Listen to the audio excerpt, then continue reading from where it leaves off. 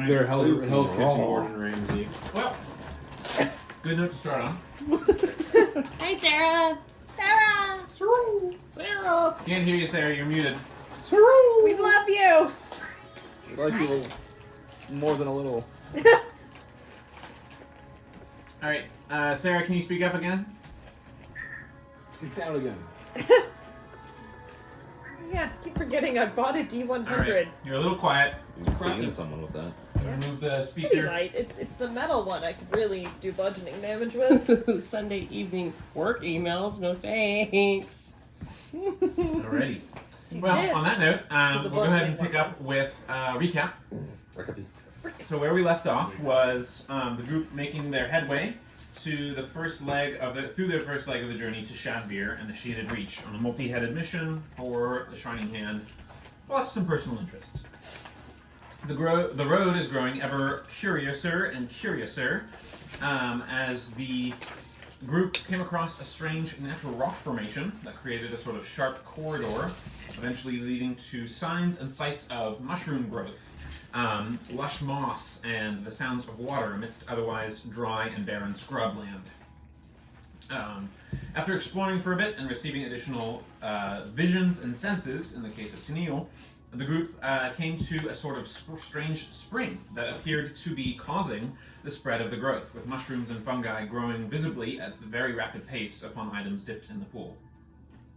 Reaching out to feeling the strong Aleutian connection, Tennille received some interesting visions, and later some rather disturbing sensations regarding his newly recovered ancient warhelm. Enjoying the pool and the strangeness of the spot, the group rested and kind of messed around in the area, continuing to experiment for a while, for as long as they could, which turned out to be not very long. Brandon's dying. We're all dying. Since the Brandon may be very close. you okay, bud? Yeah, I'm good. I'm good. Okay. But you know he'd be saying that if he was dying. Everyone's staring at you. Yeah. Oh, Sarah is too. You just can't see her. we're good. There We're we good. go. All right.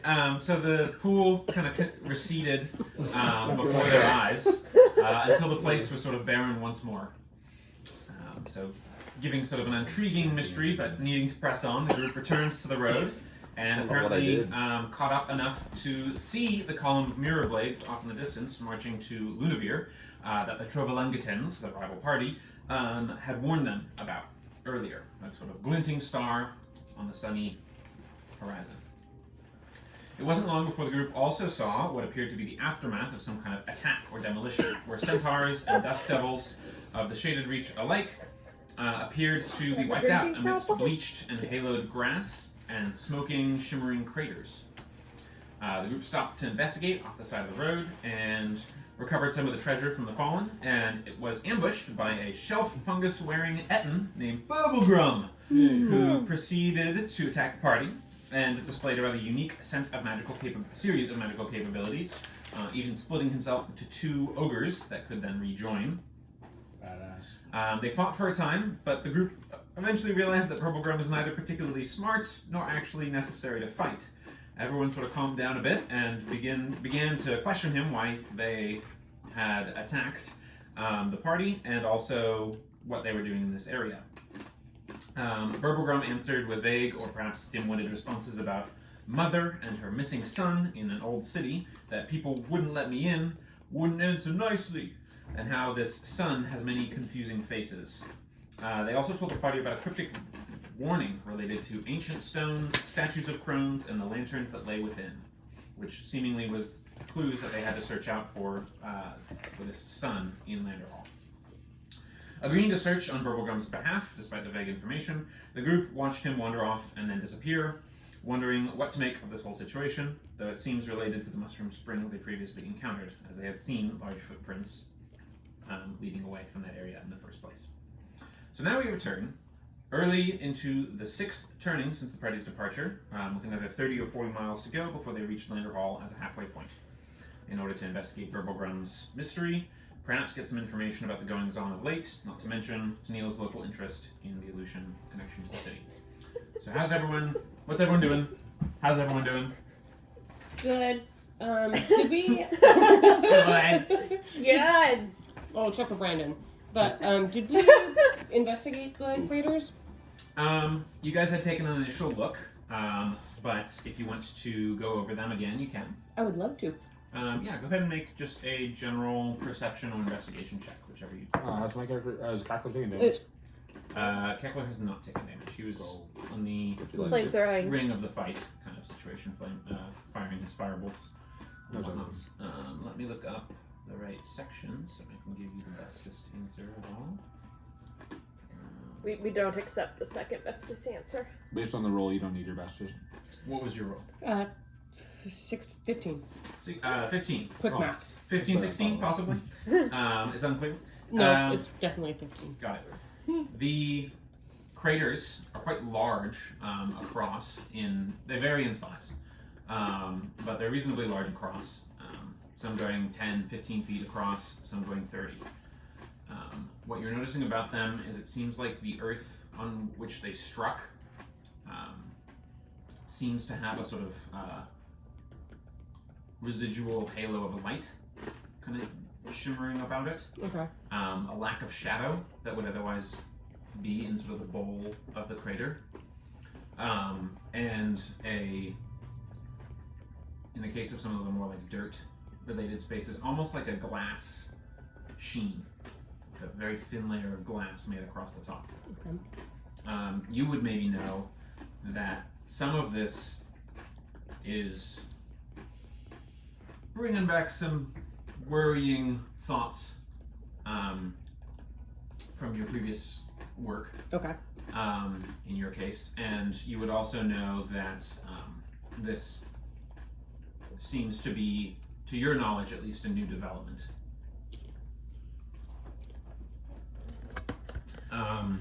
But it's hard to say. It doesn't seem to be anything that you're immediately familiar with, at least. Okay. That's what I would say. And it seems to have blasted apart many people. Like I said, it looks like there's maybe 6 or 7 of the Dust Devil soldiers in all, as well as a handful of centaurs who are in pieces. But it looks like their wounds are cauterized. Oh, okay. Just like the rest of them. A few bodies, just looking over the scene in general, a few bodies of mirror blades also seem to be visible. You guys had looted them, looted the group in general. I'm about to ask. But none of their armor or weaponry is really intact much anymore. Those body parts, all of them in pieces, are not cauterized. And getting a closer look and remembering when Burblegrum held up a armored arm, you maybe gather what might have happened there to those folk. They got Burblegrumed. They got Burblegrummed, yes. So And, not cauterized by. Very inconsiderate. anyway, that is kind of the general gist that you are seeing overall. Gotcha. So how much does Grandpa share about this being familiar to his previous work? Any? None? No? Okay. He's just kind of brow furrowed. Well, they did a Peripheral. horrible job protecting the centaurs. That was apparently their one thing. Centaurs. Centaur. So do we want to go to, is it Landerhal? Landerhal, yeah. Landerhall to search out Mother's son? Because I think they're going to try to do it if we don't, and I don't think that that's going to work out well. Well, I did. This is Tennille. I did agree to, help, and I've been getting, some inclinations to maybe head that direction. Especially after we visited that little pool that you guys were splashing around in. I'm thinking that maybe it might be helpful to at least get a follow-up, and from what I understand, it might have some more information for me at least, not to mention whatever's going on with Burblegrum. And it, might be a good idea to avoid a fungal Etten attack on Landerhal. Like, I don't know that that'll help us in any way if we're seen to be involved in that. And I'm not sure he would know enough to not divulge our names or our descriptions if he did get, wrapped up in something like that. So maybe it's not a bad idea to do that, but and we also need to How's everyone doing on like rations and water and all that kind of stuff? Are we all good on that front? I know we found some just recently, but it might not hurt to restock on a few supplies or anything else that we might have picked up. I know we picked up some money, chirps, from the dead here. So I would never. That is ridiculous. Inside check. You just write that down. They seemed pretty snaky. Yeah, indeed. Not sneaky enough to avoid whatever happened here, though, which might be worth asking about too. Snaky. Oh, well, I can't speak to that, but I don't like snakes.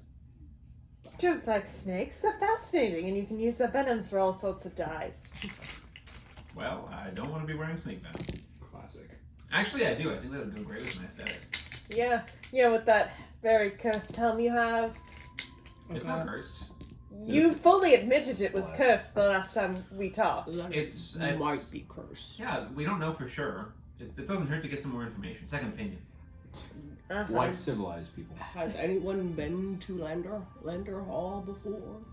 No. I passed through on my way north a long time ago. Well, different story, but in any case, I think it's got some pretty rich history. I've been reading, and he kind of taps some of the books that like the Gaffer's Guide to Shade to Reach, for instance. Does it have a city wall or a gate? I've been actually reading a little bit about that. It seems like it's a kind of a specialized wall, but yes, not made of stone. It's referred to sometimes as the weave or the web, so I'm not sure what to make of that. I don't really recall much about it, but maybe we can, if we are all on best behavior, we might be able to like talk our way in. My concern is that if this machine of war came through recently, I can't imagine that if they're not under siege that they would be happy to let people in, but I guess we could see when we get there. I agree. But I think maybe, Flo, you seem at least reasonably charming. Maybe you can help Only one. help introduce good relations to whomever is guarding and kind of vouch for our safe conduct here.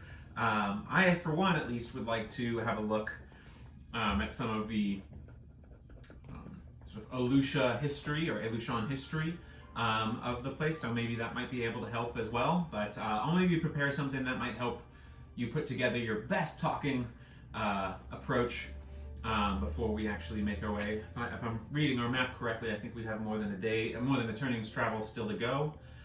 So that gives us a little more time to maybe adjust on the fly. But I hear you, Grandpa. Like, we need to go in with the right attitude and approach so that we don't get caught up in the conflicts and kind of see the whole situation. Chips, anyone after you in Landerhal? Insight check. On his nut. I'm gonna write down, not that I know of. Can I still? Sure. That's a strong 8, not that he knows of. Yeah, as far as you can tell, seems pretty straightforward. We should probably figure out. Straight as his beak. Is his beak Ha- straight? Is he crooked? Is he like? You don't or is he? want to know. It's That's the bulged beak, not a bent beak. The curved beak with this. Wait, off to the side. Yep. Yeah. It's very impractical for pecking, except around corners. Corners usually just slide just with. peck him around the corner. Can't say anything. Your eyes told me a lot. You just ask Cat's somebody like- if their beak is crooked. I think we had a lot of Innuendo, sorry. things. Hey, at least no wait. It's like I never left work. There we go. So, Flo, how are you feeling about talking our way in, or at least being one of the front runners of the party on that front? Fine, although she doesn't really plan stuff out that far. It just kind of goes with the flow. Does Flo talk in third person now too? Hated that. Hated all that. Yes. Flo is feeling like we should go elsewhere. flow is gonna get canceled. and put his Good finger funny up her character concept though. and kind of like Third put her person. hand up to her eyeball like this, gouty up to see where they are. Would she She's doing the like tube situation with her map and scouting out. Make a perception check, Flo. Amazing. Does she get advantage from her She telescope? does not, but she does. She does. Oh my Yay! gosh, she doesn't need it. She but don't of need course. it. It's amazing, Flo, because what you see, maybe you're just nostalgic for ships and your time on the ocean. And you're seeing that blue sky, and the wind breezing past. But you swear that between a few of the clouds, you see what looks like a dark shape moving high above, and on top of that dark shape, or as part of that dark shape, seems to be some kind of boat high in the sky, sailing and flying amidst the clouds. You see it only for the briefest flickering moment before it disappears into the cloud cover. So now Astra's or Can I Flo's stand on there again? drugs. Like, what? Yeah, I mean you're looking and waiting for it to come back, but you don't notice it really coming back. Whoever's closest to me, I'm gonna like reach out and like tap while I'm still like Pick someone pick someone directly. Who are you tapping? I'll tap Ren. Well, yeah, Do you have any of those fancy binocular things? I have an eye patch. I think that's the other. That's iPad. like Cynthia has the the looking glass. Friend doesn't have one. No, He is the I type of old man. I have a monocle, but that's for the opposite. When Tennille, your special goggly thingies, do those work? I need those to not have a splitting headache most of the time. And I don't think it's gonna help us see miles into the distance. Sorry, Blue. Guys, there's something shape in the sky, and I think it's a ship. Don't think I'm crazy. I'm gonna write down. I'm gonna start to write like. It's like shake my hand and put it away. Like, Headed you off before you could finish. yeah. Well, I mean, asking us not to think you're crazy is a great way to make us think you're crazy. Yeah. But also, I don't see anything up there, but it's really bright. I'm not up, I've got my hat up and I can't really look up and, keep the shade cloth down. So I'll take your word for it though. Which way was it heading? I don't know, which way was it heading? It seemed to be heading, you could tell at least that it seems to be heading in a southwestern direction from you guys' current location. I'll communicate that. I know. Southwest, you say? Wait, isn't? It's. Are you sure? It's just you've been a little jumpy lately, looking at like flying shapes around any corner. I'm not saying you're crazy. I'm just saying we should float that as a possibility. Also, if that's a flying Very boat, complicated what I just saw. will that make that the Southwest boat lines? I've seen Airlines? many things on them seas. This is the Who's thing that? I've seen with something Took in the us sky. thinking. That's Okay. odd. Those Any boats way seem to nice. turn Sarah's volume up? This is as loud as. I don't know why it's not staying loud, but this is as. Sarah's just constantly fluctuating Sarah, how loud she's talking. Is there a way for you to turn up your output volume? Because it's pretty hard to hear you, unless you project quite loudly. Please start yelling in the middle of your house. Just bring Oh, no you ring need in the to window. hide. Is my mic Yeah. here? Maureen, Hang on one sec. Wait, what's going on? Hello? You're going on. Yeah, There's can a you lot hear that goes on. Yeah. Okay. Hang on one sec. Can you say something? Say something. me? Boom. Something. Okay. Is it better from my computer than my headphones? It seems to be a little bit, yeah. Okay. I can't keep it on. Heads. Okay. Honestly, my headphones often. Tails. Yeah. I've got you max volume on my end, so I don't know how much more I can do, but we'll see how it goes. Yeah. But you were insisting that you saw it is basically the long of the gist of it, right? Yeah. Okay. Is this another Slate can see a road no one else can see sort of situation? maybe? Could be. I'm just gonna hold up my piece of paper that just says drugs are bad, folks. You would know. Well, Flo, how about you keep an eye out in the sky while we're making our way to Landerhal and see if you can get another glimpse of it. You guys can all make perception checks to try and get a glimpse as well. Ooh, with Yeah. disadvantage. This will go great. Yeah, the hot. I help and kind of point, like, to where it was. Okay. Oh man, so Neil got a natural 19 and then a less than natural 19. I shouldn't even bother rolling. You can do it. 2 nat 20s. Ready? 3, 2, 1. Feels my This God. would be astounding. Thank you. Yep, that really helps. That really does it. Nope. Is it I asked not? Sarah to do that once. Is it not? I asked Sarah to do that once, and then she goes. Did it help? It did. It did not in this case. Maybe it's Okay. effective. Ren, how do you do? 19. Okay. 16. Okay. 6. Okay. Strong 4. Okay. Unfortunately, Tennille got natural 11 for a total of. I actually have a sheet. so I He can look is it up. wise as fuck. No, 17. So not enough. So unfortunately, the cloud cover and overall just kind of The fact that it's not visible. weather and stuff like that, and the brightness of the day for a lot of you guys who are sun sensitive has prevented you from seeing it. Looking up, especially for those folks, is not exactly a pleasant experience. So they don't see it. Are you guys moving while you're doing this, or just staying still in the craters at the moment? Let's move towards Landerhal. Or do we want to maybe take a quick breather? Maybe patch up some wounds. That might not be a bad idea. Okay. Taking a short rest Yes. while you guys are spotting this. So go ahead and apply short rest things if you'd like. Use hit dice, that kind of stuff. The one thing I will mention is you guys are definitely noticing like winds were picking up before and they're picking up now, and you know the temperature wise is closer to like what it's like now here.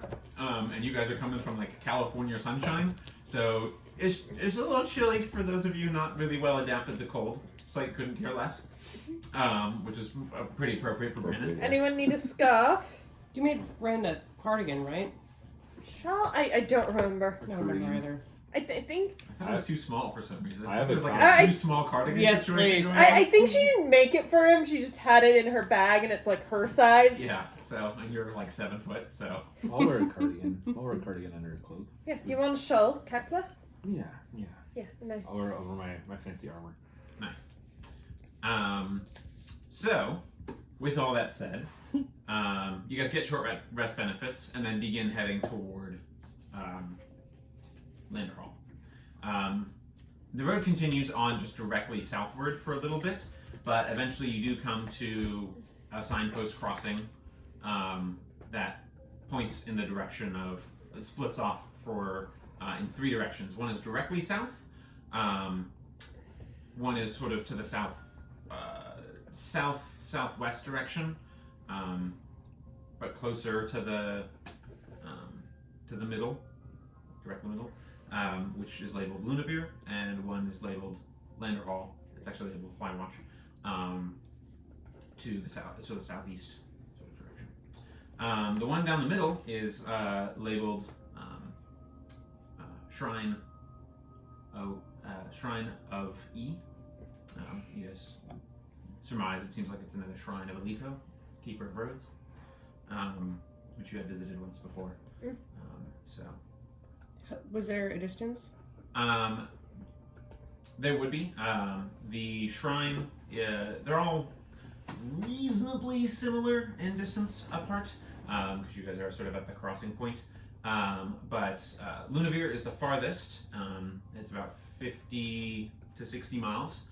We'll say 55, just for round numbers, because that's what they wouldn't put 50 to 60 miles on, Are you this, sure? on this thing. I can possibly get the math exact, but the shrine, we'll just do round numbers for now.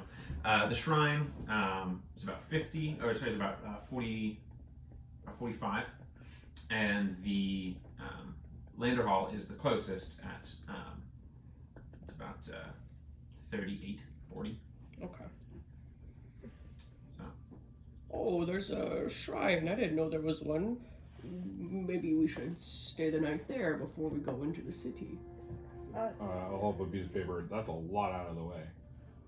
I thought it was in the middle. It is in the middle. Oh. It's still, yeah. I mean, it's still a long ways to the shrine. The distance between us and the shrine. I'm writing this down. The distance between us and the shrine is less than. I'm like writing down some math equation. Distance between us to shrine less than distance between us to Landerhal. And I'll take that. I'll say danger in Landerhal is greater than danger at Shrine of Alito. Hand it back. We don't know that. Yeah, Yeah. Lunavir is the, Lumoria bad. you know, there's that despicable character, and Foley the Fox is also there. Well, I'm just not in my traveling experience, I don't want to be in a new city at the end of a day. Well, I think if we're, as far out as we are, it'll be probably arriving not the end of this turning, but maybe in the middle beginning of the next. So maybe we'll have some time to prepare, like I said, think about our entrance, and maybe come up with a few explanations for our business in this region. But I too think the shrine is not a bad idea, but I'm a little worried about if Burblegrim's going to go off on his own to Landerhal. Yeah, I think we should beat him there. I mean, we told him that we would take care of it for him. Will he remember that? I can't say for certain. He remembered his task, so you would have to think that he has a sense of object permanency and some decent long-term memory. I don't think he'll forget, but he'll probably think, wow, it's been a very long time. They probably didn't do it. I'm gonna go do it. After like a day. Mm-hmm. And he was still talking about protecting the centaurs. Must protect the centaurs when the centaurs were pieces. Mm. And I wouldn't mind figuring out kind of what happened to them too, if I have been reading these texts correctly. I think the centaurs have a bit of a closer Aleutian connection as well, so it wouldn't hurt to do that. And then if we do need to, for whatever reason, go visit Brody or whatever in Lunavir, maybe we can stop at the shrine at another point. I'm not sure. What do you think, Flo? Or Blue? Trash. Sarah, you muted. Sarah! Ah! Sorry. What I do know with missing people is that the longer we wait to go find missing people, the harder it is to find said missing people. So I don't know if going at a diversion is going to help us or not. Do you know, Because that's going to be the end result anyway. is this from your experience of being a missing person? Got him. Exposed. I was missing people. I would hope that they don't visit the shrine first before coming and finding me. I mean, we Totally did. We did stop at the shrine. In fairness, we didn't know where you had been taken, and that was kind of also information gathering. Fine, I just Right, really... but we do know likely that this person's the Landerhal, right? Mm-hmm. Person might. Yeah, be do we even know that it's the person? I'm not really sure. The many weird faces or whatever that he was saying is kind of Yeah. I'm a little, and I got a bit of a vision about some changing mask faces, so I'm wondering if that's related somehow. This is why I want to kind of go and like maybe get some answers, and then we can see what the shrine is like. Because if I'm willing to bet that, especially given everything we've just seen, and I'm hearing you about the concerns, Grandpa, but so maybe it would be helpful to figure out some of those answers first, and then I would like to see what the keepers of the shrine have to say about, maybe a less biased point of view than either of the two cities might give on their own. So there's definitely some value in that as well. So I feel compelled to add, and we shouldn't do this, but it's an option. We could just join the forces from Seoul and just siege Landerhal. Well, we don't even know that they're sieging. Weren't they moving to the southwest? It's true. Then we're good. Let's Flying thing was moving to the Check it, southwest. check.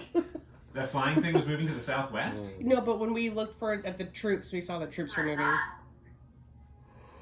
Or we could see shimmers in the distance that we assumed to be the Mirror Blade company. But you're also saying that the ship was going to the southwest? Is that what you're saying?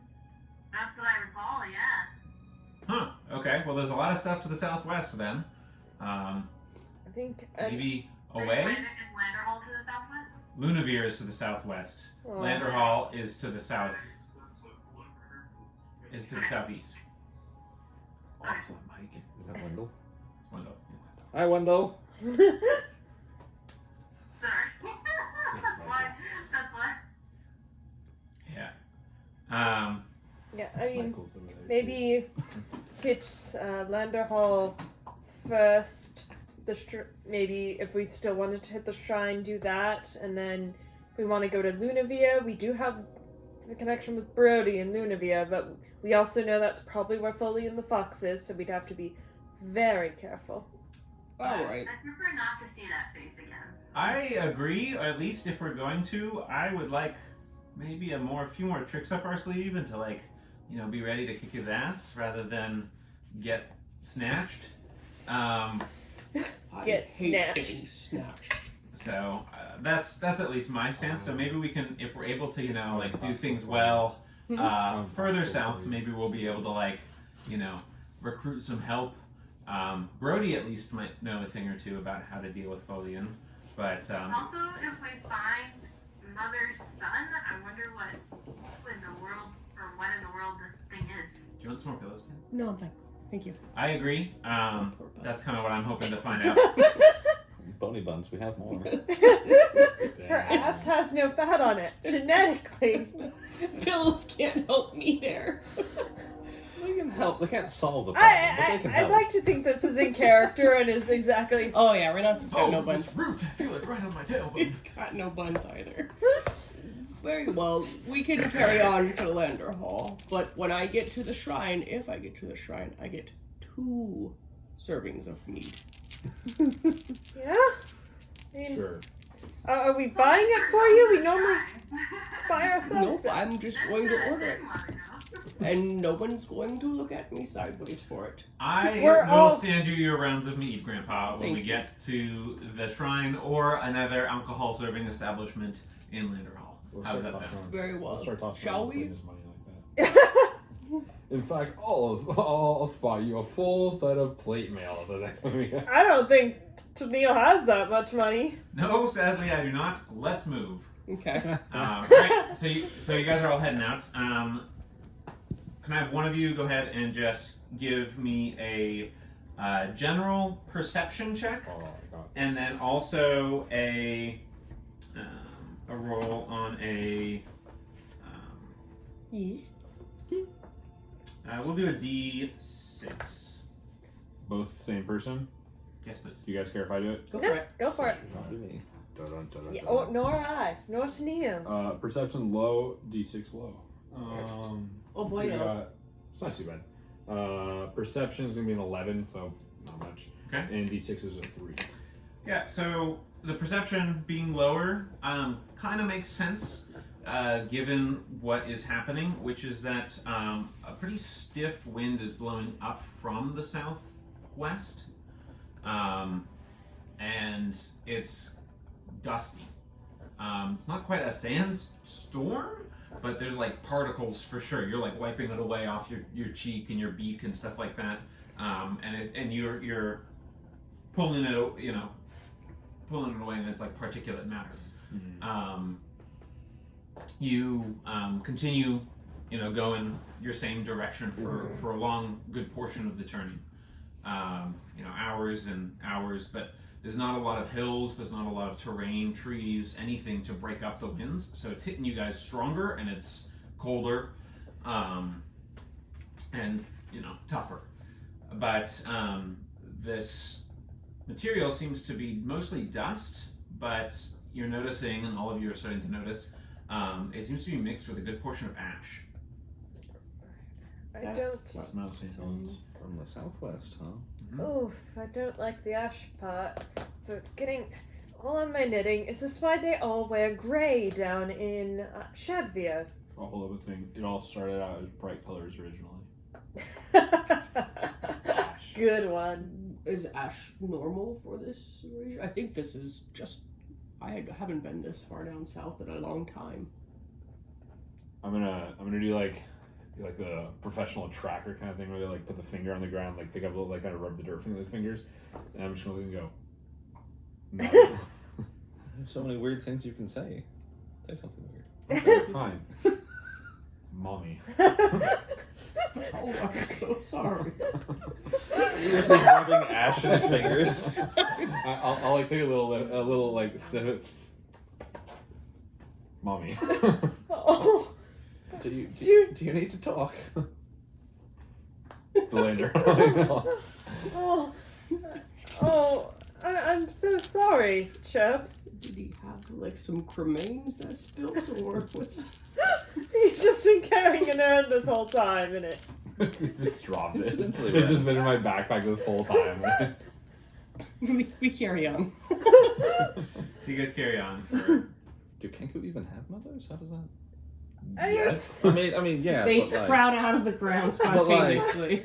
I mean, are they Everyone raised? comes from the great Tenku tree. They all Brandon! pick them right up. Shoot They just dangle from the beak, and you're just like, You Just big walk up. dumb. Brandon, I don't think you know how birds work. Shut up. I know how birds work. But Cloaca. slight, however. Horrible word. Horrible word. Oh no. okay, Not all birds. we're moving along. Yes. What do And like they abandoned the them? perception is definitely lowered given the state of the ash, which is blowing in a rather, dust plus ash is blowing in a rather high amount. The wind is admittedly quite strong coming up from the southwest, so you're not sure really what to make of all of that. But that's the general gist. You guys spend probably a good 6 hours before it really settles down properly. So there's several casts from Tennille, from Tennille at least, of like thaumaturgy, consistently trying to keep himself clean and like dust free. And he's like, "Oh, do you guys want some that too?" Yeah, Yes, like, here, please. here, I'll help you." Just the plants, really. They probably don't appreciate being. So he's like dusting people off. Ren, do you have a way to give your plants light once we're down in the shaded reach proper? No, I think at some point I'm going to have to. We'll cross that bridge when we get there. Oh, Well, yeah, maybe if we do find some more, I don't know, it'd be really handy to find. We are looking for these lumens. I guess they do want them back, but it'd be really Could you handy. imagine walking around with a lumen? That would be insane. as opposed to the giant plant you have. I mean, it'd be great, but also really risky. Sure, come on, Grandpa. Don't you want like Worth to it, like- inspect the lumens? More and, like, than get a little anything, but do I want a big target drawn on my back? Not necessarily. It already seems like we got a couple targets drawn on some backs here. Cough, cough, blue, chirps. You? You. Oh. Janelle, in that Goofer's Guide, is there The Gaffer's Guide. Yes. is there anything that mentions this damned wind? He kind of leaves through a couple of pages. Oh, that is interesting. But no, I don't see anything particular about that. To my knowledge, most of the weather is affected by the cloud carving council.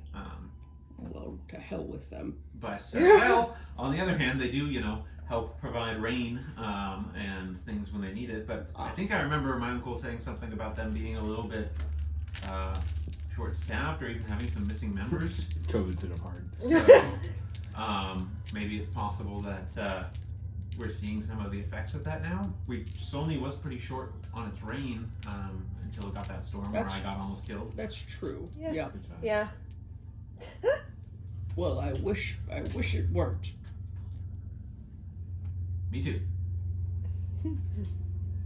So you guys continue on for another good second leg of the journey, and there's not a lot of. You're thankful that there doesn't seem to be a lot of predators or opportunists. You surmise that maybe the march of the mirror blades did a good job of at least warding off and scaring off any would-be attacks on the road. But it does make it for a rather lonely, barren travel. You guys hit up your water skins maybe a little bit more as the wind that's coming up is rather dry, and the dust and all that kind of stuff just really gets to you after a little bit. We can mix it with the ash to make smoothies. Good old water ash smoothies. Yes. Mm. Who doesn't love a good wash smoothie? Yeah. Me, personally. What was your idea? So there you go. In any case, Got you guys spend the majority of the. Sarah, if you're talking to us, we cannot hear you. Okay. So you guys spend the majority of the day just trudging on through that, and the turning begins to start drawing to a close. At least you guys begin to start wearing down and resting out. Now that the wind's died down, you can at least feel a little bit more comfortable in seeing, a little bit more confidently without grit getting in your eyes. But it seems like it's one of those spaces, where you drive for a while and the terrain just feels like it doesn't change even though you've done like a day of driving. It's a little bit like that, although you are getting a little bit cooler, a little bit scrub grassier, as we head down the road that leads to Landerhal.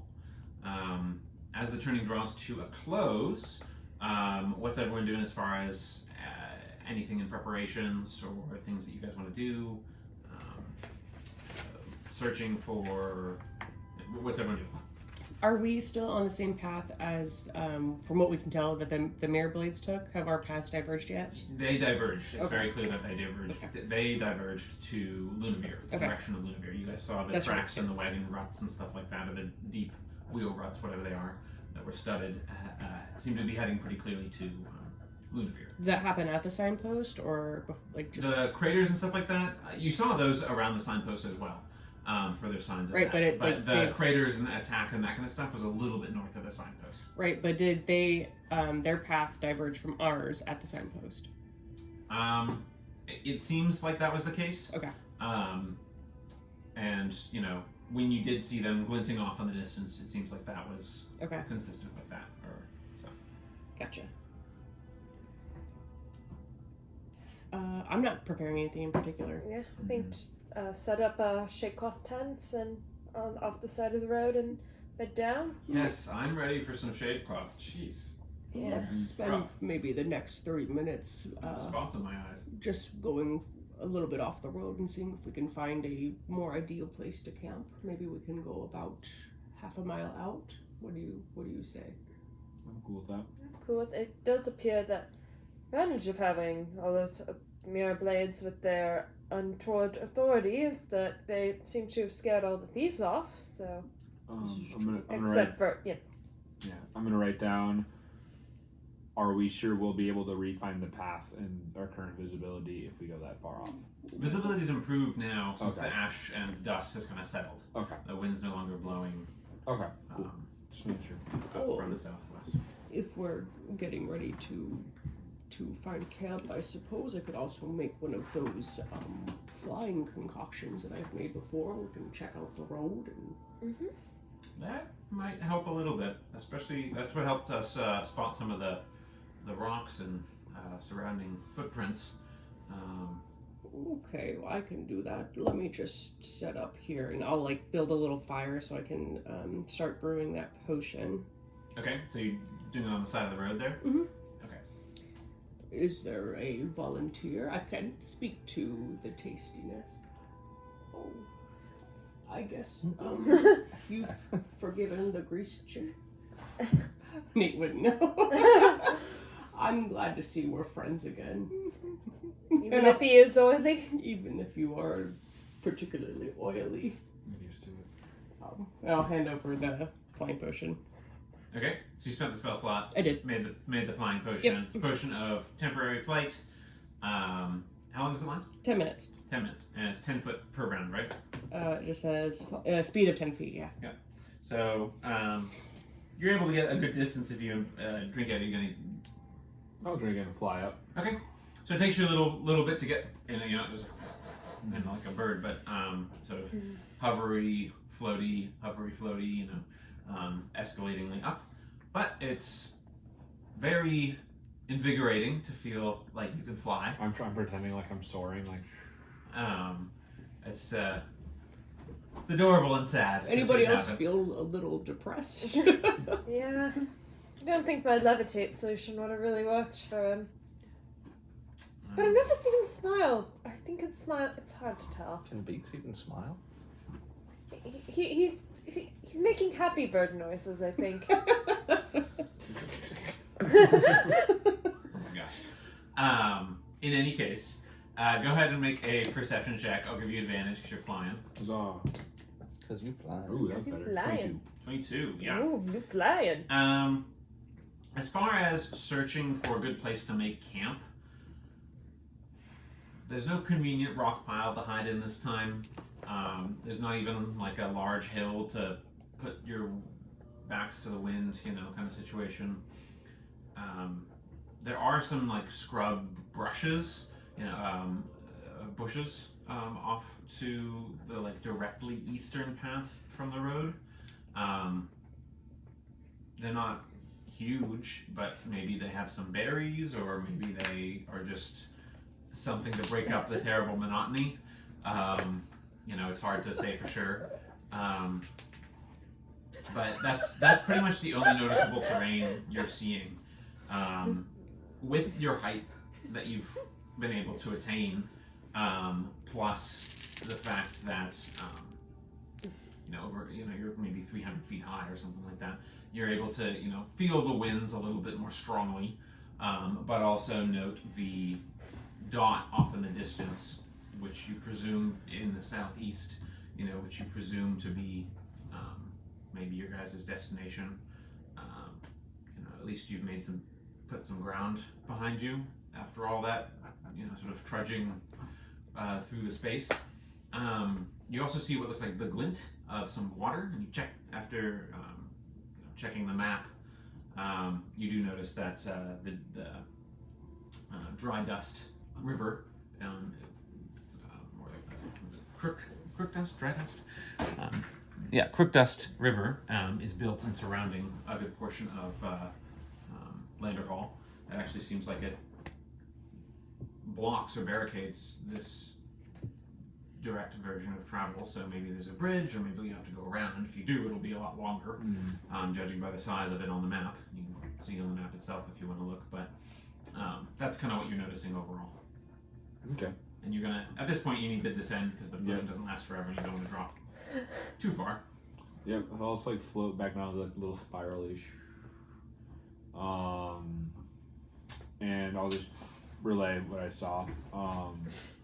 Specifically pointing out the like little patch of bushes or shrub. But that's Properly. Let's imagine them like the Mario with like the flying hat. The raccoon. That looked fun. Did you enjoy it? Doing the happy bird head bob. Well, this patch of shrubbery sounds quite nice. Maybe we can make our way.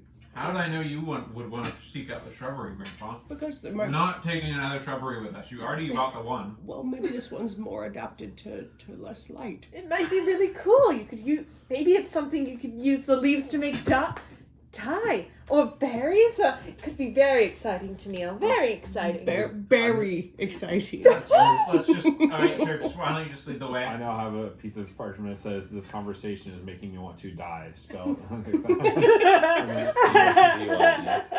I roll it up and I start walking towards the. That was shrubbery. 2 puns in less than 30 seconds, and I'm Nice. so proud of us. I wasn't even. I like. It was just the two of you. And definitely not Brandon. 'cause And he didn't definitely get not Brandon. I'm going to need you guys to make a Constitution saving throw. Oh, because no. The day's travel through the sort of dusty storm was a bit. Let's go. Let's go. Okay. I'm gonna use my inspiration. Go for it. Well, that didn't fucking help that much. Roll a D100 instead. Alright, Flo, what'd you do? I got a 99 on my Constitution. I Okay. think that's a 96. But I'm You know, not you had a harder time, but you pushed through. You were maybe inspired by the sighting of the ship in the air, but unfortunately we're not able to pin it down with another sighting in the meantime. Alright, Annette, how'd you do? 7. With inspiration. The first one was 5. Ouch. Ouch. Sorry. Tennille also got a 5. You now turn to Not- ash. Not enjoying. That's where it's coming from. We're grumpy. Slate. Hey, How'd you do? 13. 13. Okay. 20 total. Nice. 7. Okay. Renostis, Anetka, and Tennille all take a point of exhaustion. With this set of The best you can. and I forget, 1 point, it's disadvantage on ability check. I should know this. Tana gets Yep. exhausted all the time. Ability checks are on disadvantage on ability checks. And the next one is movement. You head over to the shrubbery. It's a nice one. Nice. Good. It's low but bushy. Is kind of how I would describe it. I hate shrubs like that. Gosh damn. All right. It just always gets. Damn it. Its leaves are a sort of pale yellow. It does seem that there's some sort of berry growing on it. Some sort of kind of You pulling a me? almost an acorn-esque berry. Like it's brownish, sort of small. Nice. Like a brown gray. It's not very appealing, but it is there. But what if you take the skin off? Would it be appealing? Oh my god. Does anyone know anything about this berry? As Yeah, in, is it edible? Does anyone know? go ahead and make a nature check. People Nature. who want to check out the berry. Yeah, I would Sure. like to, Love with that. disadvantage, you know. I want to do it dang. too. Oh, ding dang dang. Oh, ding, ding, ding. Oh, you know what? You know what? Well, I'm kind of okay with that, actually. Not one of them to me. I might know. I You might know know. too. Look at the berry. I sure hope I know. Make a nature check. Alright. Renostos, how do you do? I am looking for something, so I didn't do that, but I can. Did you want to check for the berry? Yes, and I got. You said nature check. Oh, it's at disadvantage for. Yeah, because you're exhausted. Exhausted. Oh, yes. I got it. Okay, I got it. that's a 12, but I'm pretty sure. Berry versus berries. That's a 12. Ye- Yeah. You're not sure, but you're not super confident. Okay. Not confident enough that you probably want to risk it if in case it is poisonous. 16. Okay? Not 20 for 25. Okay? 17. Okay? Flo. 9. You know, berry identification, not often coming up on the high seas, and if it is, they're usually coastal plants. But, you know, if ever there's like a which seaweed species or seagrass is better, you know, you got the team. You're like on it. You three would feel pretty confident that this could be it's edible but not tasty is what you'd estimate. They seem pretty Slate, you would somehow recall this. Someone would recall. Yeah, and you just hear, really, you're having me look at berries? Oh my god. I wish to eat the fruit of the bush. Okay. Well, the situation is basically that they are better like stewed or made into some kind of like paste rather than like mortared up and pasted rather than just eaten directly because they've got a really hard shell like an actual acorn. Well, birds eat normal acorns. Yeah, you'd probably do pretty well for it Yeah. as a kenku. Ah. When you go to reach out to grab one, I'm gonna smack your hand. I will like instantly back it up. Would you just hold on 1 second? And I'm gonna Just swinging. I'm gonna crouch down, like, and get right up to the plant. And be like, "Hello, little guy. I have speech of beast and leaf, and I can talk to plants." God. I'm gonna pluck one of them right in front of him anyway. Oh, don't be so rude. And then I'll take one, and then after he says that, I'll keep making eye contact and pluck a second. Don't mind my friend. What does speech of recently It's specifically the say? Caduceus thing. Like plants can understand him, but they can't talk And I back. have Okay. So what uses? advantage on charisma checks to influence them. You can I feel like influence that's the more plant useful to- with the beasts rather than the plant. Well, I mean, there might be some nonverbal communication. Buddy. As he's plucking like a couple, it just sort of like all of them just. Yes, let's go. I'm gonna start gathering them. Okay. Oh, save some for the rest. I imagine they would like us to take its acorn. I mean, that is how plants reproduce. That like is. that's the point of I berries. feel like maybe we should. After like you're saying that is how plants reproduce, I'm like. Did you not know what berries were for? I think you can make a nice stew out of that. I'll like take That's maybe like nasty. 3 of them. Delicious I'll stew. spread these around for you. Thank You would know, Of course, that's or you instantly recall, as if you always knew it, that these are referred to as Kevri berries. February. They are named for Kevri, the Great Lady of Squirrels. Yes, we're eating furry berries. Let's go. Oh. You would actually know that That's how furries reproduce. by some local Fey legends, Kevri, or the Bushtail Queen, is an actual squirrel, and is a queen of squirrels. Squirrel. Yes. I relay this information to the group. I eat even more of them. So yeah. How do queen you of spell squirrels. Kevri? Kevri. The Queen of Squirrels. Charming lady. Do you think maybe if people could save the shells for me? Sometimes if you boil shells of things like acorns or probably these berries, you can get dyes out of them. If I find the right alum, of course natural dyeing is very different from acid dyeing, but I'll probably need my alchemical kit, which is up with Lulu and... I have one. Oh, can I borrow it to help? Don't encourage your friends. Well, when Or life the alchemy gives you IRL. random Which berries, is the alchemy what IRL. can you Make berry aid? make berry aid? What are we looking to do? So I'll keep. I'm gonna keep like 3 of them Okay. and just hide them away. 3 Kevri berries. Woo! Do you have a Bomb mortar and zone. pestle in your alchemy kit? Because we could maybe mash these up into a paste to save them for the road.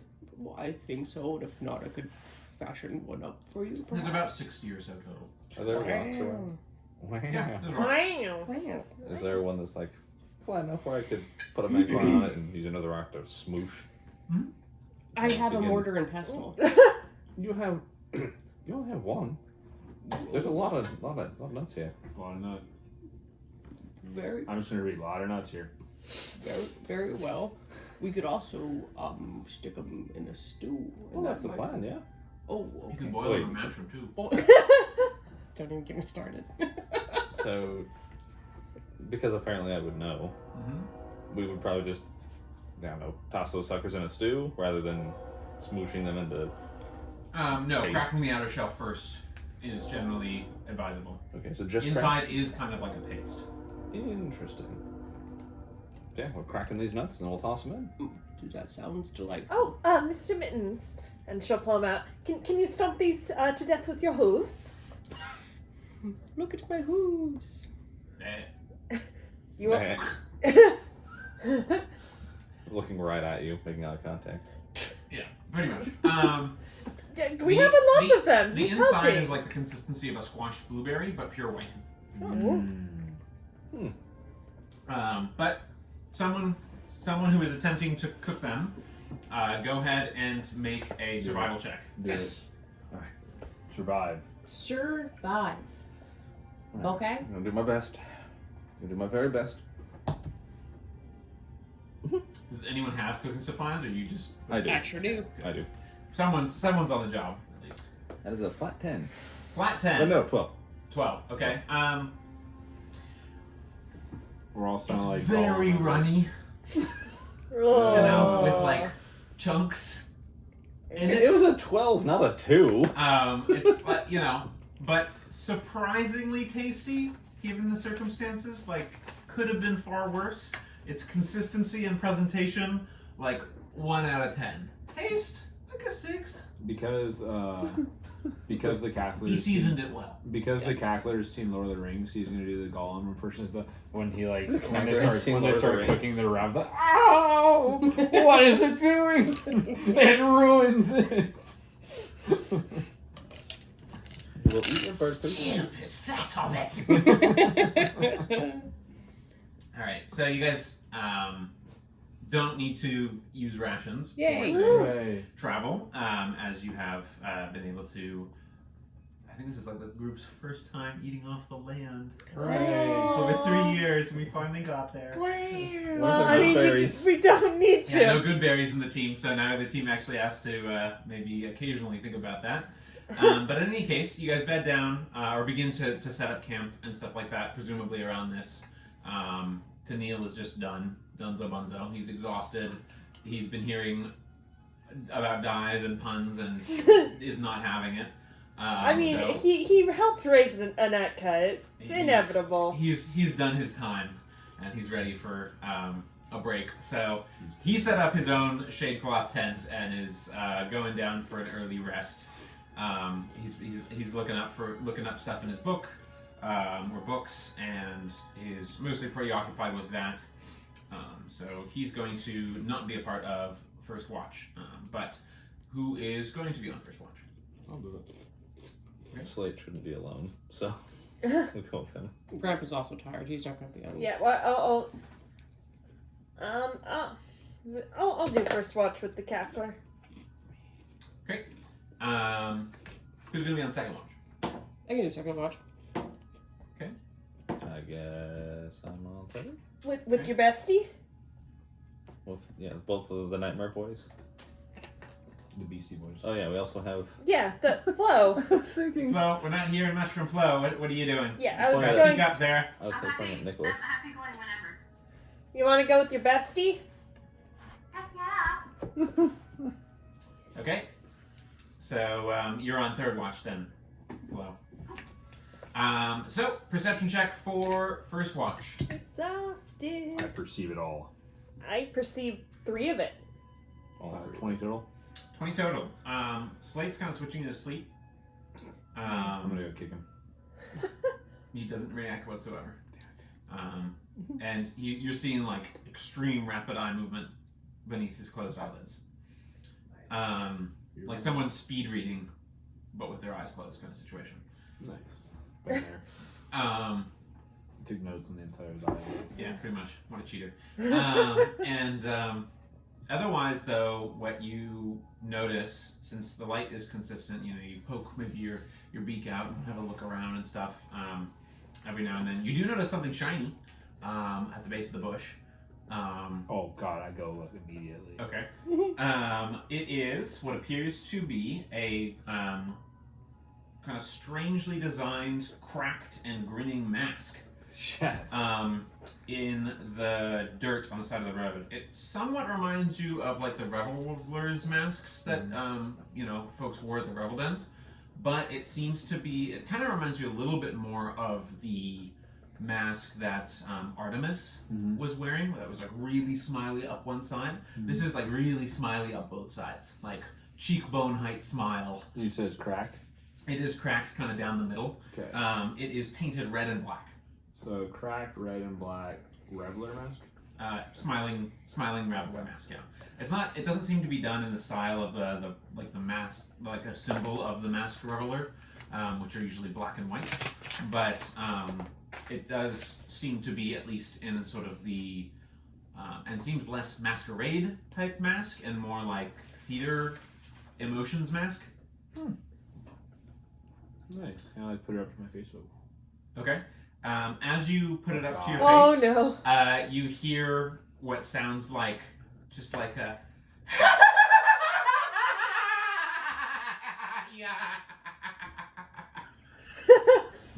Why'd you do that so good? I'm scared. You should hear him in the shower. I'm thinking of... Oh. God. Okay, that's what you get, the briefest thing, and then it just sort of and breaks apart in your hands. Gosh dang it. Do you prefer to be cursed? Yeah. So that's So I no longer have this mask. well, I mean, you have the pieces of it. Okay. It just seems to have broken kind of haphazardly across through the middle. Okay. So you've kind of got like a red half and a black half, basically. Sick. I like it. Do you show Anetka this, or do you? Nope, I just put it. Away. I mean, you did not roll well enough to Well, even yeah. notice that he was doing Yeah, it. but like if he came in Yeah, and was came like, in, "Hey, wouldn't look be at like- this," What are you talking about? Yeah. completely, she'll just be like, "Huh." She'll look at Slate. That's weird. Definitely the weirdest thing that'll happen tonight. Do you think his head voice is? Do you think his mind voice is talking to him? Cackle? Where'd you go? Anyway. I'll walk back in and I'll in a much quieter tone, I'll like mirror the laughter. You're so The creepy. cackler is cackling. That's the pure reason he did this to me. I'm not cursed or anything. He just wanted to give me more fuel. He wanted to give you your laughter. I laughter. Oh, this is worse than that creepy alarm. Can you not? Forgot about that thing. I'll take it back. He's got that bird stare though. You're I gonna know. lose.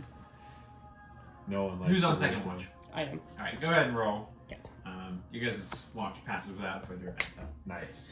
No event for You Anetka. guys gathered the berries and no one checked the area whatsoever. Everyone was just like, berries?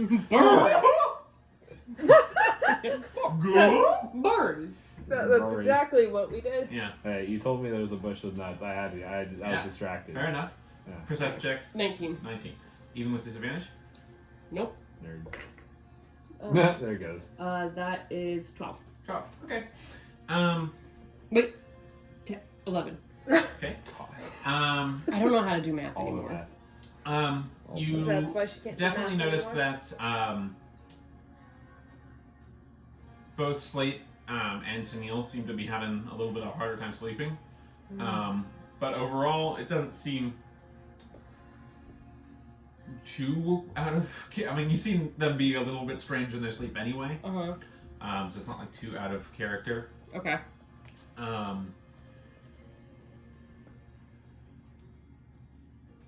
In general, otherwise, though, there's not a lot to see. You do see what looks like some kind of bipedal prairie rat that seems to be just like Okay. Hey, it's called. walking along. That's It's like sweet. maybe like a foot or so tall. People. That is just like People. pattern, and it's got a long. It doesn't have the sort of hopping and sort of It's a meerkat. kind of like chinchilla-esque, but it's it does have quite a long tail that sort of swaths across the ground in a little bit of a weird. Bipedal rat. That's so Motion. dang cute. Aw. So it's just like, I'm gonna try to chum it with like a little piece of ration. okay, go ahead and make an animal handling check. Ooh. Okay. At disadvantage. They're venomous. True, at disadvantage. Come on. That is a 12. 12. It's sort of Would you like a little piece of some Why is this dried so accurate, scripts? though? You want some little dried scripts, little guy? This is in the shower. And I'll like toss a couple its No, way. this thing's going to the bathroom. this sort of sniffs at it and just like eats it pretty quickly. So you're down one ration. A whole ration for a little. Did you use a whole ration? I heard you say, "Can I use a ration?" I didn't hear. I will give him the whole ration. Okay, sorry. I didn't, if you said piece. If he's that's gonna what I take, if he's gonna meant. take Yeah, the whole he takes ration, the whole ration. Puts the I mean, they're tail pretty away. No. they're like little skin sacks. You know, they're not big Little and skin sacks. very muscular. You wouldn't get a lot of meat off of them. Gotcha. That kind of situation. Not without pumping them up first. But yeah, you definitely it voraciously seems to enjoy the ration. You do notice that it seems to kind of have like a panting behavior that it does, similar to that of like a dog. It's got Okay. a unusually long tongue too that seems to extend. Just go ahead and make a general intelligence check or a nature check if that's easier for you. You're still at disadvantage. Unfortunately, you're still quite exhausted. Okay, so let's see. That does seem like a tired person thing to do. Let me just feed this whole ration to this prairie rat. That will be 21. Nice.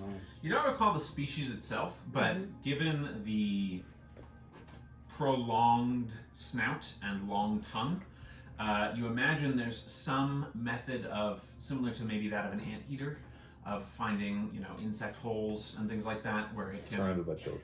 Get gobbles. get gobbles, Okay. as it were. So, you kind of get the sense that that's maybe how it maintains most of its sustenance, but it does also seem to have pretty, sharp. It has a very big, so its tongue lolls between two very big buck teeth.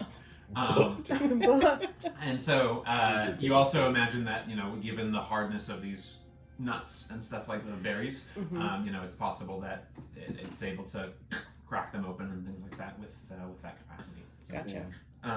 but it enjoys the snack and just sort of it does look like a tail circle behavior that's like more like a helicopter tail at the Stop. back, and does a little just like it seems to hold its forepaws up for balance a little bit, just like It's the stupidest and cutest thing ever. Butt ass ugly. you got above 20. Yeah. For 21. intelligence? Yeah. Yeah.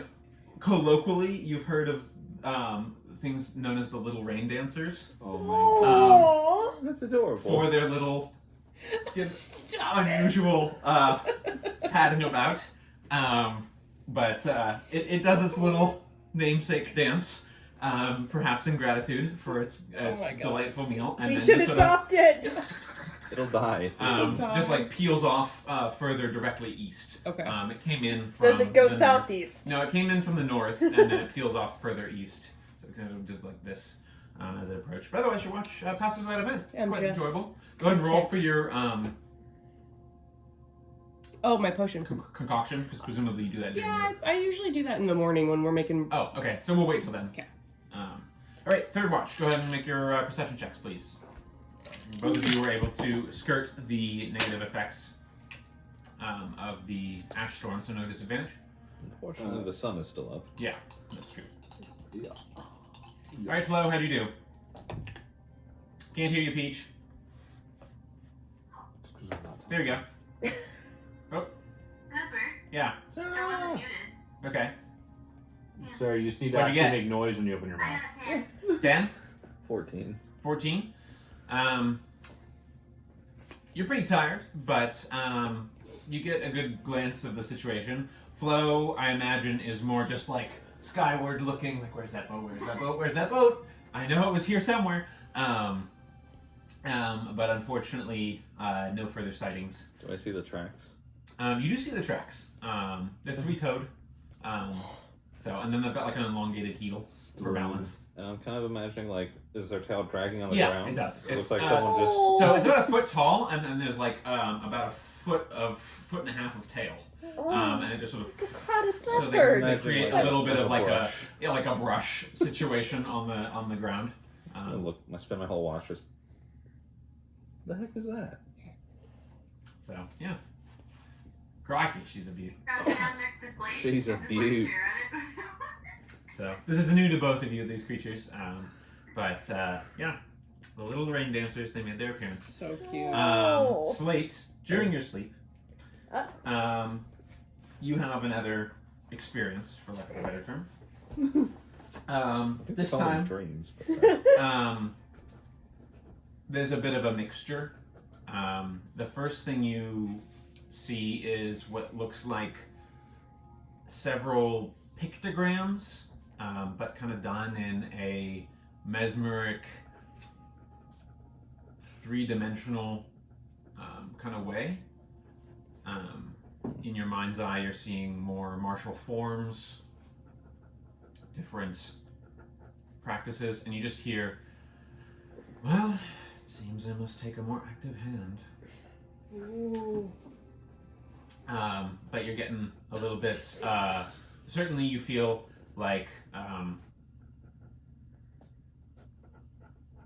you are both looking down on the scene of someone going through these, and it's sort of like looking at like the stop sign stick figure person, like it's all like a halo, like a outlined in sort of like a tan light, but otherwise a black, just like faceless, featureless shadow.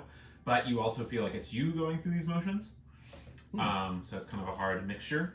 And then it sort of does like a sharp change of scene, and you're in this sort of like dust covered room where a massive, like, carpet size and width staircase of scroll, like leading back and forward, is like underneath you, and in front of you, you see this orb, and you see it spiderweb and crack into dozens, hundreds, maybe even thousands of pieces, and you see them all sort of hover in the air, and a few of them rejoin and make new sort of mosaic pattern things, and others sort of deviate as jagged, lonely shards.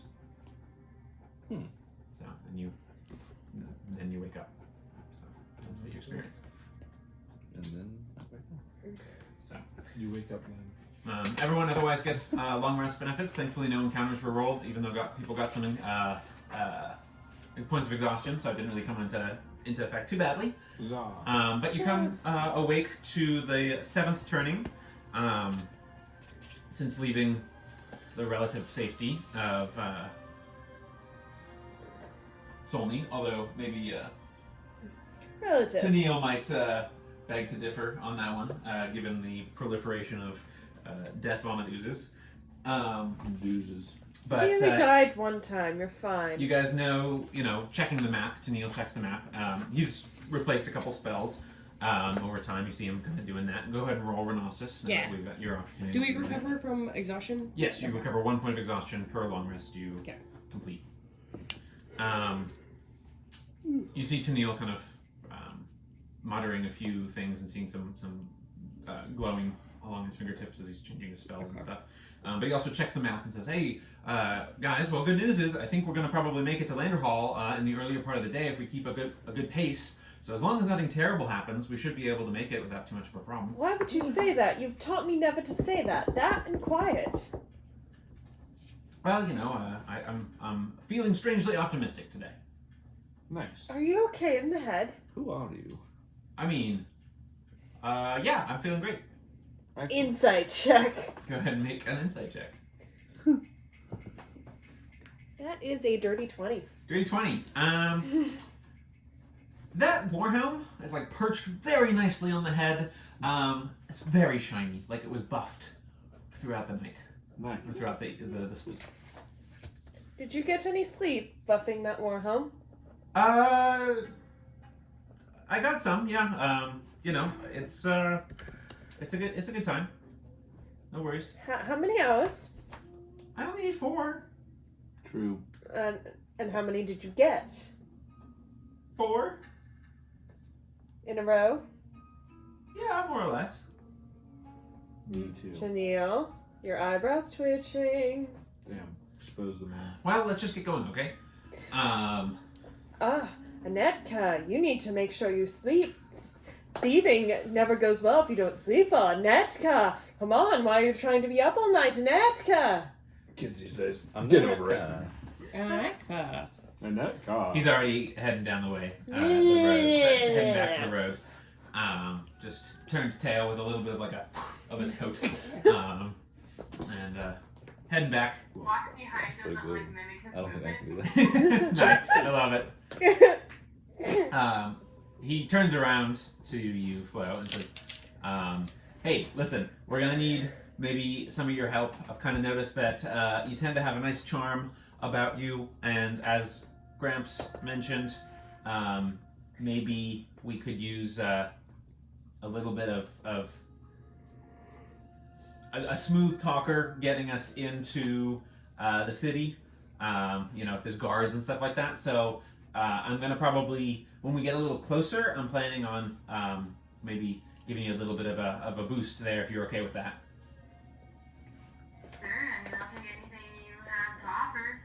Oh, well, in that case, I'm also, she's also going to give you Vigilant Blessing.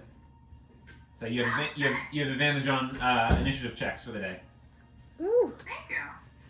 So, On initiative Well, checks? thank you Yeah. very much. If I even check. it's initiative, yeah, it's an ability check. It's still based, well, it's not a check, it's like a roll and add your dex bonus. So it's an ability roll. But anyway, you guys begin heading on out. there's not a lot left to this leg of the journey. You guys covered a reasonably good distance despite the storm, or the wind that kind of struck. It's about maybe an hour after mid-turning, middle of the turning, where you guys start to really see. Along the way, you can start to see, like, there it is, Landerhal in the distance. There it is, Landerhal in the distance. Yeah, although the sparkle of the water does, offend the eye a little bit, especially those more light sensitive. There is indeed water.